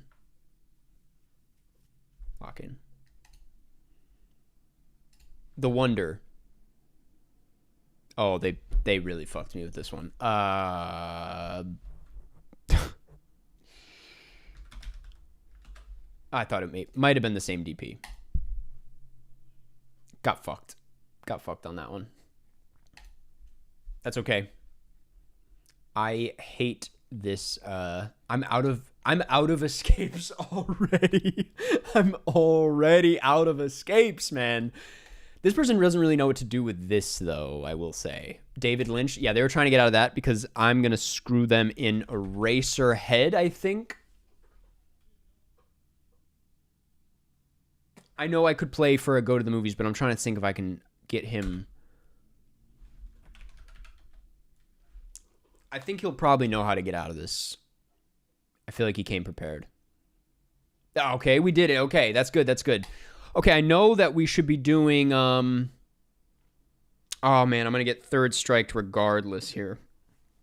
Oh, my God. Who do I play from Schindler's List? Damn, this sucks. I'll do Conclave. He's going to pull out the most obscure Ray Fiennes you've ever seen.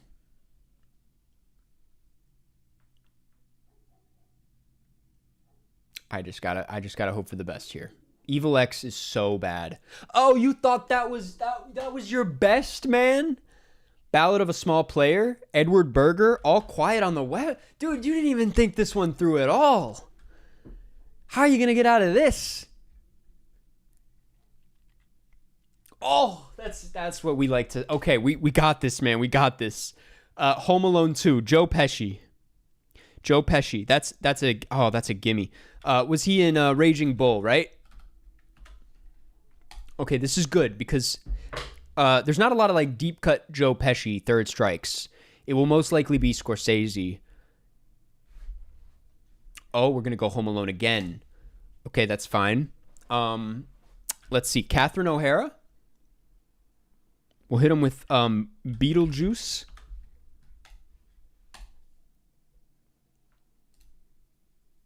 I'm drinking a shitty protein shake right now.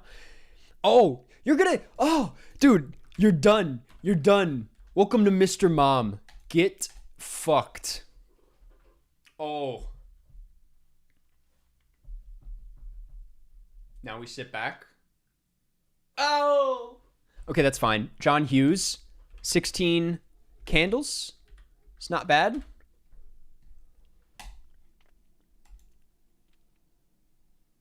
The Kissing Booth, Molly Ringwald. I can't think of another Molly Ringwald, but I'm gonna take us all the way up to. I'm gonna take us to Frankenstein because I can.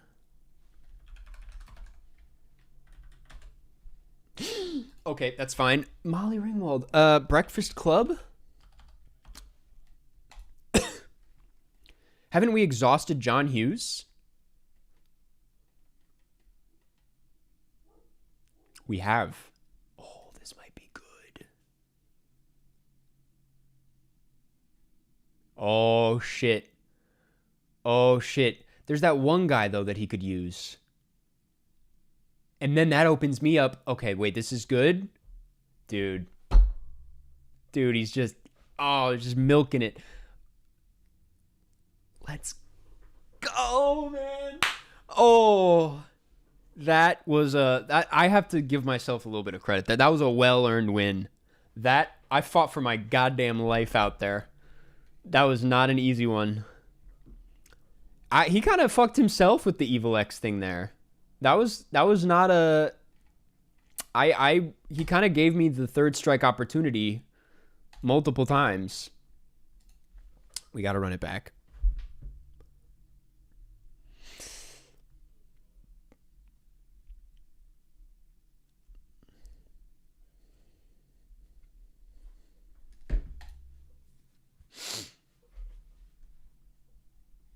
The Running Man. They need mystery. I need go to the movies. We're starting off with Baby Driver. I'm going to take you to Billionaire Boys Club 2018.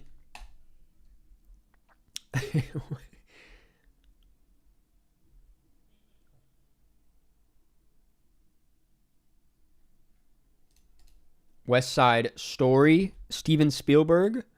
Ansel Elgort, Rachel Zegler. We're going to go Snow White. Haven't seen it. The Fall? Is The Fall winning?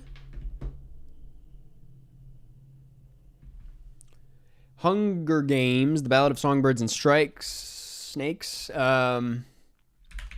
She's not in this, right? No, of course not.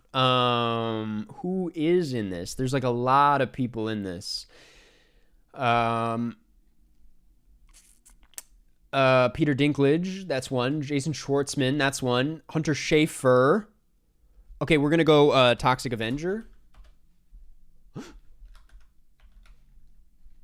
Escape. I couldn't get it out in time. That's fine. That was a little upsetting, but that's fine. I spent too much time bullshitting.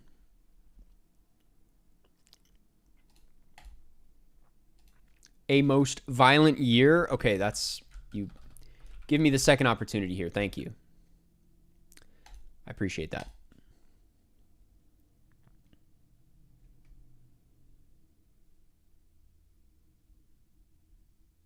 I did do the modern classics tier list, yes. Dune, is Marty Supreme in here? No. Dune, Oscar Isaac has been used. Javier Bardem was just in F1. Not too bad, not too bad. Surely a 1v1. We can end with one, yes. I'll do that next, and then we're gonna wrap things up. No Country for Old Men, Javier Bardem. No Country for Old Men. We're gonna go weapons. This is a walk in the park this round.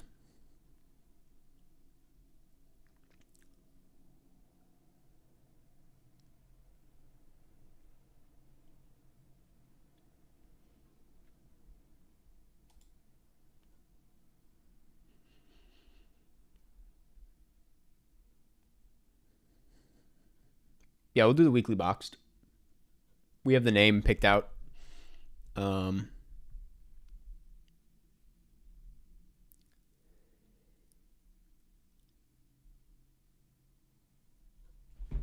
Dune Part 2. Austin Butler. I'm going to hit you with Elvis.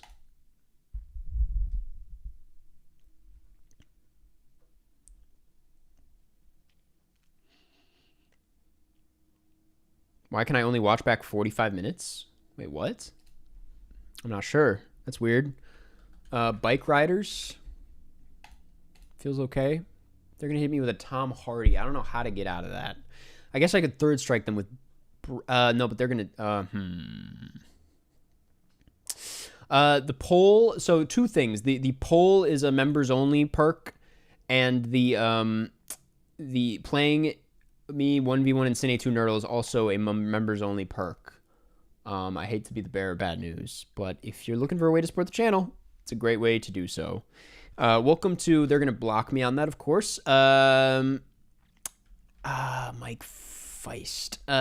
Josh O'Connor. I'm going to do La Chimera. Little advice, Steve Carell and Jason Schwartzman, Mountainhead 2025. That is good to know. That's good to know. Are we talking Swedish in here? Death Becomes Her, Isabella Rossellini. Death Becomes Her. I'm gonna say Conclave. I don't like the path you're going down. I feel like you're gonna get me here. I've been doing my Duolingo Swedish. I've been going pretty hard. I'm getting better. Though I don't know what I could say on stream.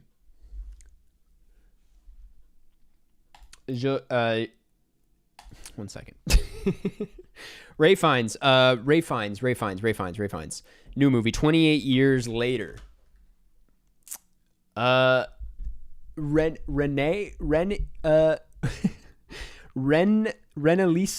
Beth D.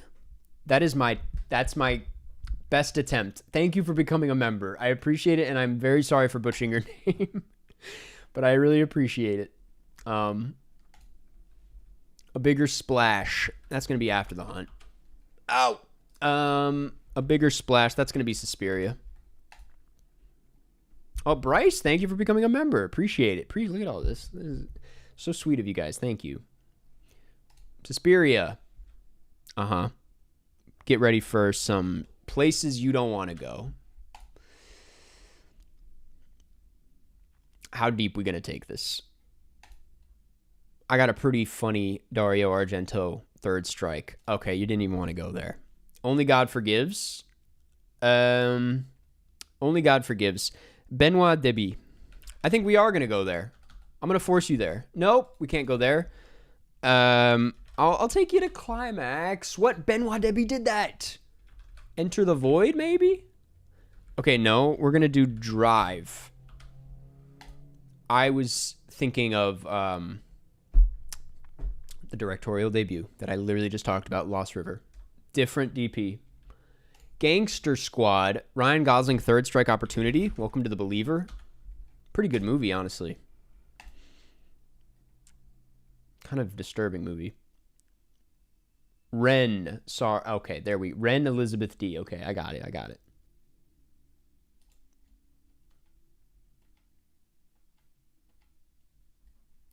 Titanic. Billy Zane. That felt a bit like a Googling Gary moment, but we're gonna let it slide. Titanic. Leo. One battle after another, obviously. What are we doing here? Norwegian, but close enough. Damn, how delayed is chat? I said that so long ago. Jag tycker om jag what am I trying to say? Jag tycker om Biom. That's I like the movie theater, right? Jag tycker om Biom. Scary movie. I didn't even see this. Smiley face. No. Him, not hymns. Right? Oh, nice. Okay, let's do some viewer rounds real quick. And then I'm gonna head out. Do the what's it called? Weekly box first. I still don't see the poll. No, wait, really? Wait, what? That was Swedish? Okay, but you picked up on that it was Swedish. That was pretty good, right? Gamer. Gerard Butler. Michael C. Hall. Dude, I got dude, I don't know this one. I don't know anybody in this. We'll do White Chicks. Close enough. They need to go to the movies. I need to go to the movies.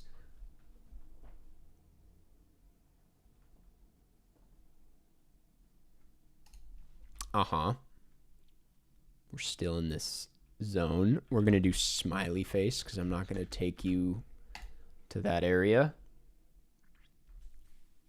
I don't know why you can't see the poll. That's odd. It's not in here, by the way. It's in the community tab on the channel. So if you like go to this channel and go to the community section, nowhere. I think that's okay.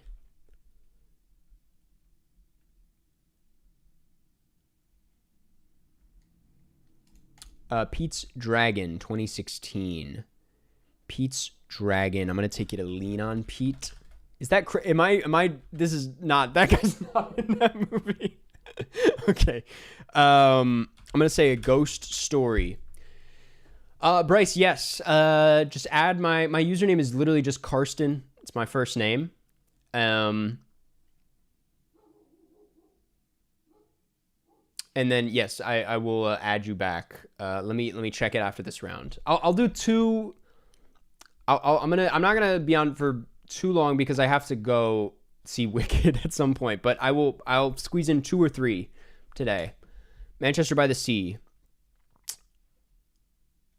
The Year Between? No. Margaret. Oh fuck! No.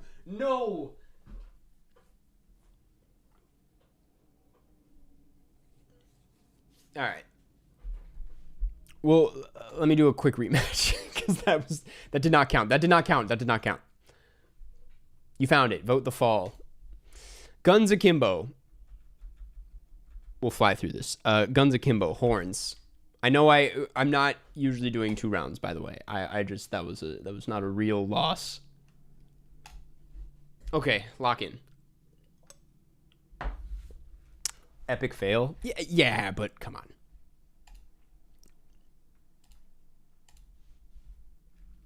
Imperium. What the fuck is this, dude? Weird.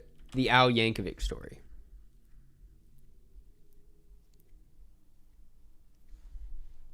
Taipei story is winning, by the way. What the fuck is actually winning? 13. Evan Rachel Wood, 13. We're going to go with Cajillionaire.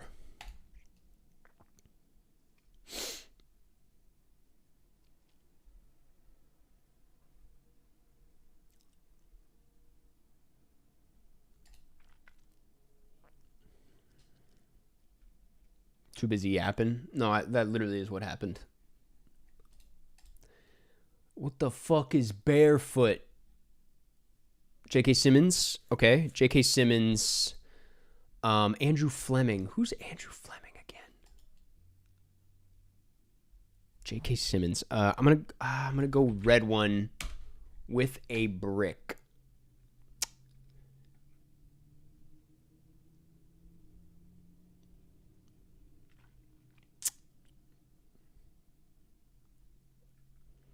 Feeling good? Feeling good? I said that like there was someone over there. I did not realize how that sounded. Palm Springs. Connor O'Malley, Friendship. Let's go. Let's go. Locked in. Death of a Unicorn. Fuck. Death of a Unicorn. Who else is in this? Why do I want to say... Nope. I can get somewhere with this. Can I? Oh, right? Yes, there we go, man. No, what am I doing? What am I doing? Okay, one battle after another. One battle after another. What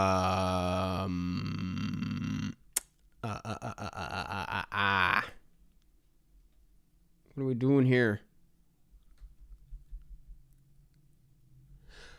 Benicio del Toro. We'll do Reptile. And then I'm going to block that for sure. Accountant 2. Fear and Loathing in Las Vegas. I'm gonna do something interesting. I know where to put you. I know where to put you. What was the Superman Connect? That's not where I wanted to go. It's not where I wanted to go.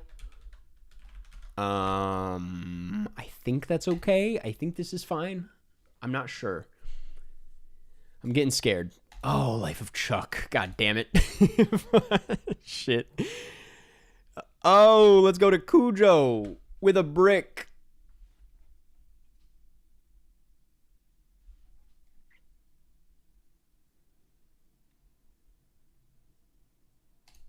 Carrie.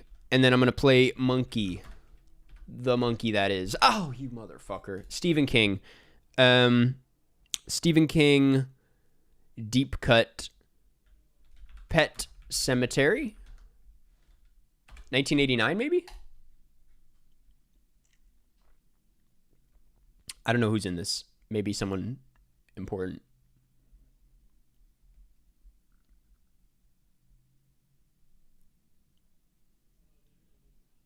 Spider-Man. There we go. Let's go. Let's go.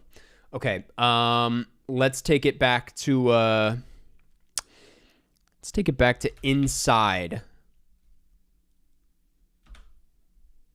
Get that one out of the way so it's not a problem.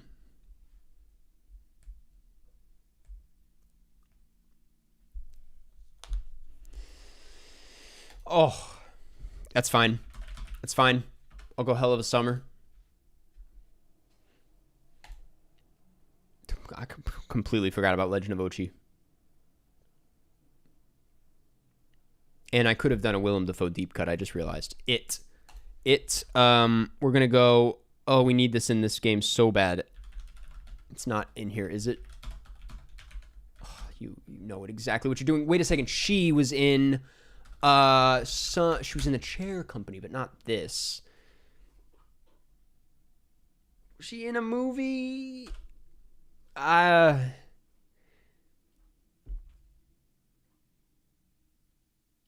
going to Japan tomorrow. That's exciting. Congratulations. Oh, he's in that? Whatever. Rushing on weapons is so funny. It's like... The Goonies. The Goonies. Josh Brolin deep cut?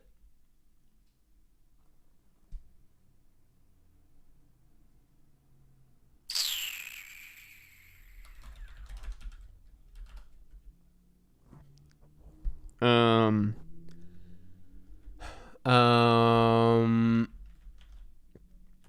this is not a good play at all, bro. That's literally a horrendously bad choice. Yeah. Yep. How far can we take this? How far can we go? How bad can it get? El Camino? El Camino. We already played Phoenician Scheme. Jesse Plemons. Aaron Paul. We'll do Need for Speed. I know exactly what I'm doing here.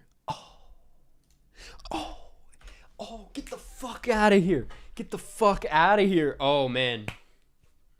Once Upon a Time in Hollywood. Okay. Tom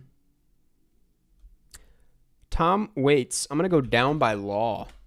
He's not in that, dude. What am I talking about? Let's go Serpico. I got Tom Waits mixed up with Al Pacino. Dude, you do not want to get stuck in Ash starring Aaron Paul. The out, by the way, is what is this? Al Pacino Third Strike. What is my go-to? Cruising is not really. It's not the best play in the world, but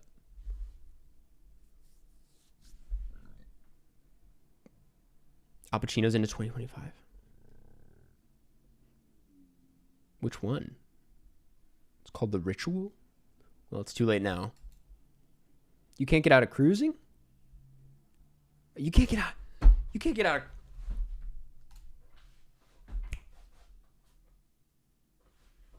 This is fascinating. Help? Dude. Was that it? I'm not going to. Smotty, you got to catch up on your William Friedkin. That's the lesson we learned here today. Good game. Okay. Let's do a couple other quick ones. Are you Bryce? And then who was the other person? Procrastinators?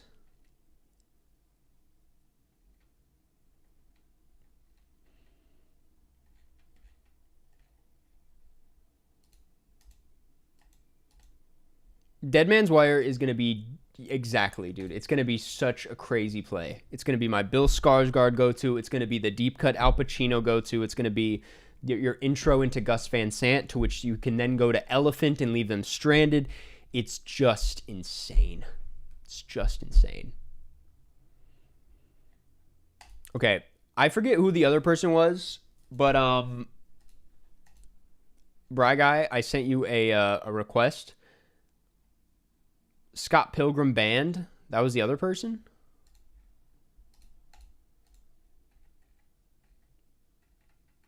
What are you saying? I thought that was Sex Babam, that's you?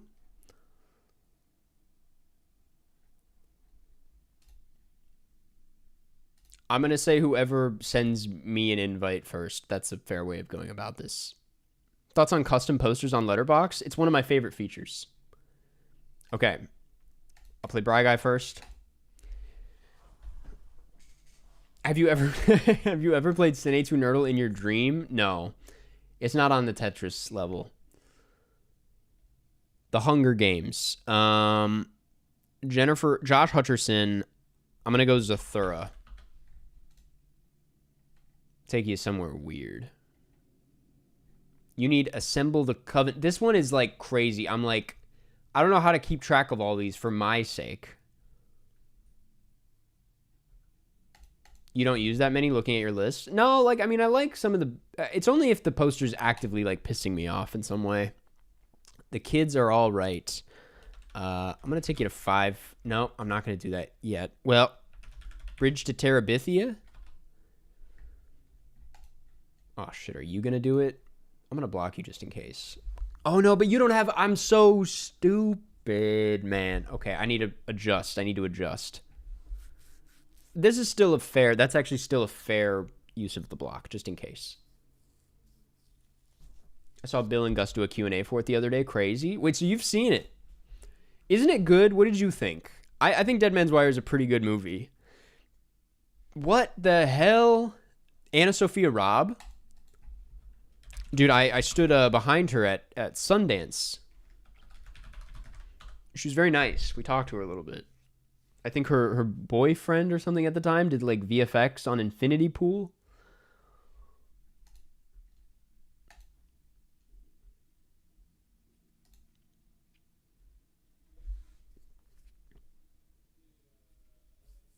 The Tourist. The Tourist. I'm going to take you to Jean Dubarry and then block that because Johnny Depp opens up a lot.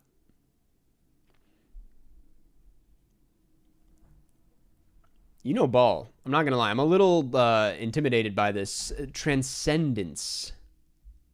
What the fuck is Transcendence? Rebecca Hall. Cillian Murphy. Steve. It's Steve time. Guys, it's Steve time. I haven't watched the latest Pluribus episode. You met Obama at a screening of For Infinity Pool? No, man, I believe you. Have you seen his end of the year list? He's watching shit. Infinity Pool did not make the cut, unfortunately. Small things like these, motherfucker. Sorry, I don't mean to call members that.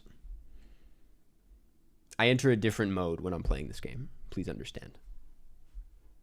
Heard about the box office on The Running Man? I actually haven't. How is it doing? I was very curious how that would actually... Is it not doing well? I've been hearing people be like, Glenn Powell is not the movie star we thought he was. And I'm like, get over yourself, man. If this is what it is that makes or breaks it, it's like Corpse Bride. Corpse Bride. We're going to go Frankenweenie. It's bombing. Okay. Maybe he's not the movie star we thought he was. Ah, shit. Okay, Danny Elfman, Third Strike. Nightmare Before Christmas. Not bad.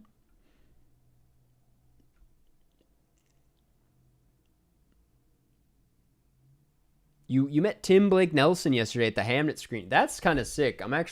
That's pretty cool. He's a cool one to meet, I feel like.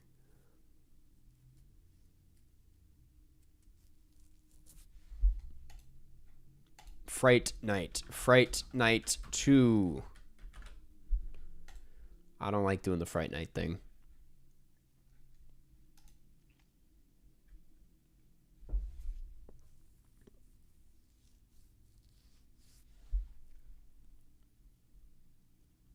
I have not seen The Running Man yet.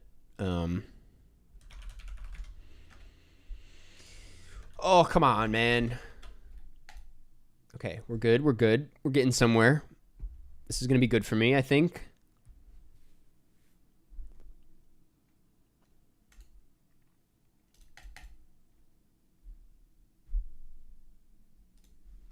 Halloween, John Carpenter. Third Strike.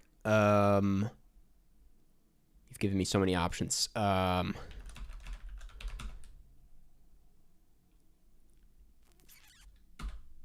That's an interesting way to go. I don't know if that's what we needed necessarily.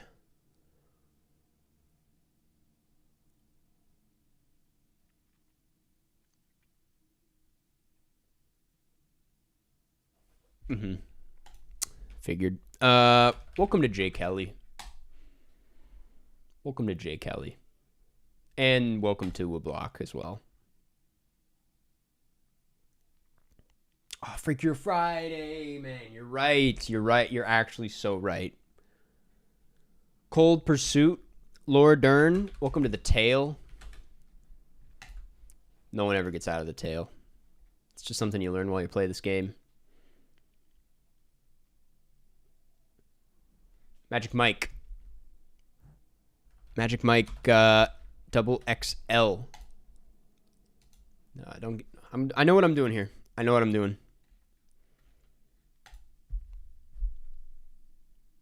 Yeah, I don't think we are meant to care about box office that much. It's become a really weird thing. Come on, man. That's fine. You know what people also never get out of? A little movie called Dog 2022.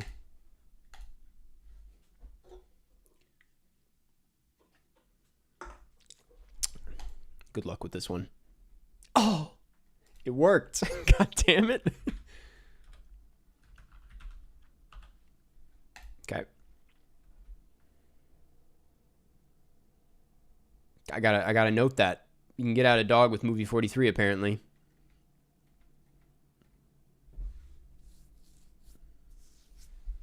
I couldn't have played Roofman off the brick. That's the only issue. Anna Faris. Anna Faris was also in well, we'll just do Scary Movie, I guess.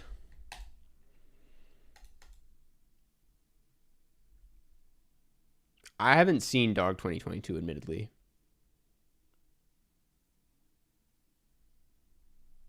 Terrifier 3? What are we doing here? I don't like this direction at all.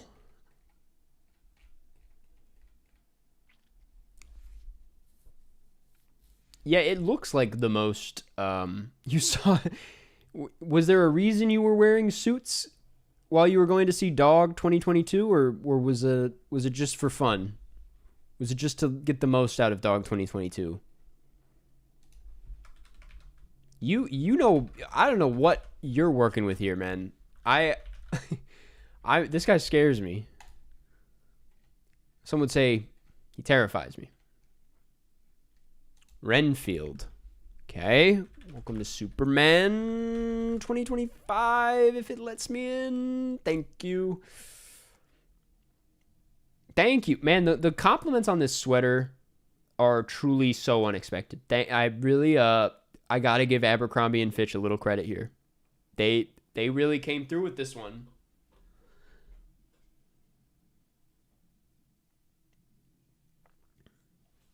Kill Your Friends. Nicholas Hoult, second movie about a boy, maybe? That is not an amazing play. Some might call that a bad play, actually. Notting Hill. After the Damn Hunt. Okay, we might have this. We might actually have this.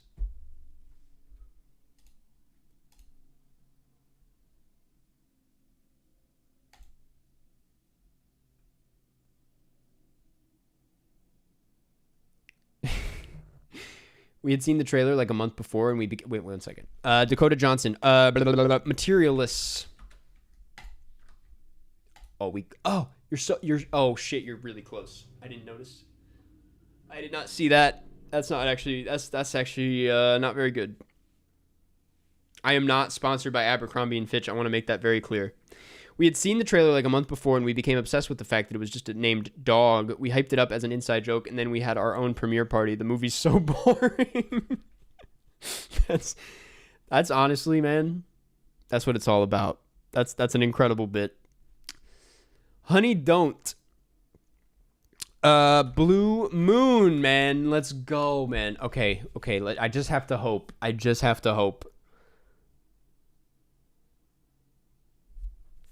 Oh, shit. Good game. That was honestly a great game. That was very well played on your part. Damn. Okay, I got time for one more. Sex Bob-omb, if you want to send me a request. But I gotta wrap things up soon here to go to this goddamn movie. Unlucky. I know. I completely forgot about Splitsville. I really should have played Splitsville. That was a much better play. Much stronger. All right, let's do the damn thing. Death Race. You need go to the movies. I need go to the movies. It's going to be a good time. Thought I was going to get so embarrassed. And dog, you know more ball than I do. You were throwing up some like obscure shit that I was like, I had no business being around. Mortal Kombat. Already hate this. We're going to hit you with Mortal Kombat Annihilation, I suppose. You got to be joking. What are you talking about? I'm inspired to do a Dog Wednesdays challenge next year. Call it The Godfather Part 2. Interesting place to go off the bat. I'll take you to Serpico.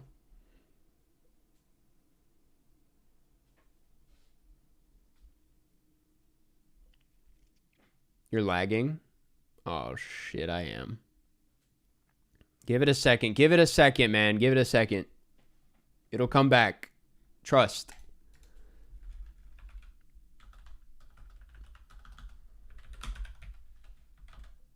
No. No, dude. That's literally... I'm lagging big time. I'm aware, man.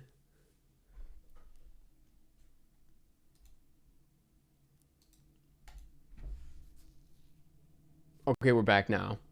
I saw the bar and I was like, oh, this is gonna be ugly. You are so not invited to my bat mitzvah 2020. What the fuck is this? Idina Menzel? Esty Haim? Sadie? What the fuck? Sarah Sherman. I mean, I'll go Frozen. We both got screwed there. I was too distracted by the lag. I didn't play Happy Gilmore 2. What happened to the first half of the stream? I don't know, man. I'm assuming 0.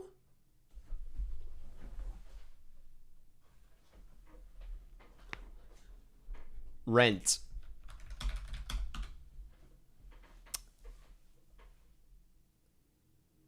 What is going on with this? We were never meant to stream this long. The rest of the stream will definitely be up when the VOD is up. I don't know why it's like this. I'm streaming through OBS in a way I wasn't before. Okay. We're doing After the Hunt. I'll block that for sure. I'm seeing Wicked for Good. It's at AMC, so honestly, I have a 30-minute buffer.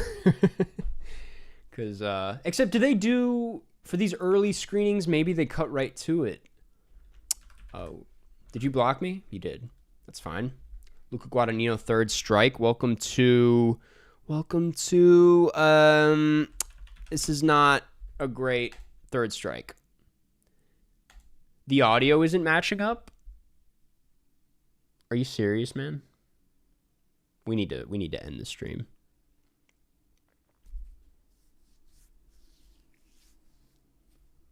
Hey, Cars, what movie should I watch before I go to work tonight? A quick little movie. Let's say,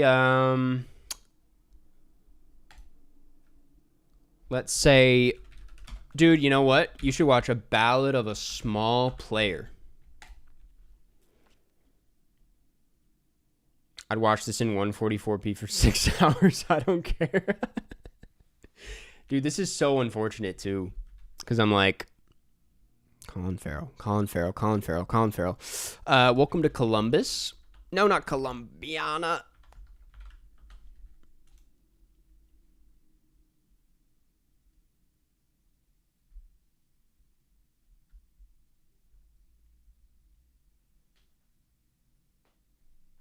The chat lag is so bad, all the issues got resolved by the time you read about them. I already knew I knew the lag was bad as soon as I like looked at the green bar when it turned red. I was like, well, that can't be good. Okay, you're spiraling here. You're kind of freaking out with this one. Oh, and you're out of escapes. Oh, this might be it, man. I didn't think that was going to happen. I didn't realize you were out of escapes. Good game. We'll play again another time next week. Okay, the stream is telling me to the internet, I should say, is telling me to call it. So let me do the weekly boxed real quick, and then we will be on our merry way on the yellow brick road, as they say. This week's weekly boxed is Eepy Raccoon. Eepy Raccoon. I'm gonna put it in right now. I don't know if you're in chat. The whoever gets picked is never in chat. I've realized it's never it's never happened. It happened like one time. EP Raccoon. Hey, if you didn't know, every week I do a thing called the Weekly Box. I pull up a random user's letterbox from the Discord, and we pull it up on stream and we roast it. This is an interesting one. We have Look Back, Akira, 100 Meters, and The Girl Who Leapt Through Time. There is nothing wrong with having a thing. You clearly love anime, and that's great. I'm happy for you. I just want you to know there's a lot more to watch out there. And clearly you're watching it. You gave Die My Love 3.5, which is fair. Blair Witch 3.5. Predator Badlands 4. You basically, I mean, like, based on the consistency I'm seeing here, you don't know what to do with yourself when you're not watching anime. It has to be anime or it's nothing. I mean, but I gotta say, these are all bangers. I mean, admittedly, I have not seen these two, but I'll make sure to check them out. Love the profile picture. That's, you know, you look great. You do what you love and fuck the rest. Honestly, respect. Gotta love that. Gotta love that. We know what you do. You gave a lot. You give everything 5 stars. You're a big 5-star head, which I'll lightly encourage you to go a little bit harsher, you know? Open up that, you know, that viciousness inside of you. That's my advice. 5 stars for Tangled. That's all I needed to see. Okay, well, this was a great profile. EP, thank you for joining the Discord. Okay, what am I doing? Guys, that is gonna do. Oh, let me before we head out, let's check in on the poll. Let's see what next week movie is. Next week we will be watching. Damn. They were fighting hard for the fall, but it just couldn't get there. Next week, we will be watching My Cousin Vinny. My Cousin Vinny is the official winner for next week. Guys, I don't know where you can watch it. I will be putting the fall into next week's poll, though, so it has a second chance. That's what happened to My Cousin Vinny this week. You can find My Cousin Vinny on so many different streaming services. I trust you will find it somewhere. But that will be next week. My Cousin Vinny. Okay, that's going to do. Guys, thank you for tuning in. This was a very, very long stream, but a very fun one. I appreciate you bearing with me through all of the technical issues and the lags. I will try to get it sorted out by next week. Next week, we will be streaming on a Tuesday instead of Wednesday because I'll be flying home Wednesday for Thanksgiving. So it's going to be a Tuesday situation. A Tuesday. So, okay. Stream is deteriorating. That is all good. That's all good. Guys, I'm going to go. Bye-bye. Thank you. Mwah. Your stream will stop and you'll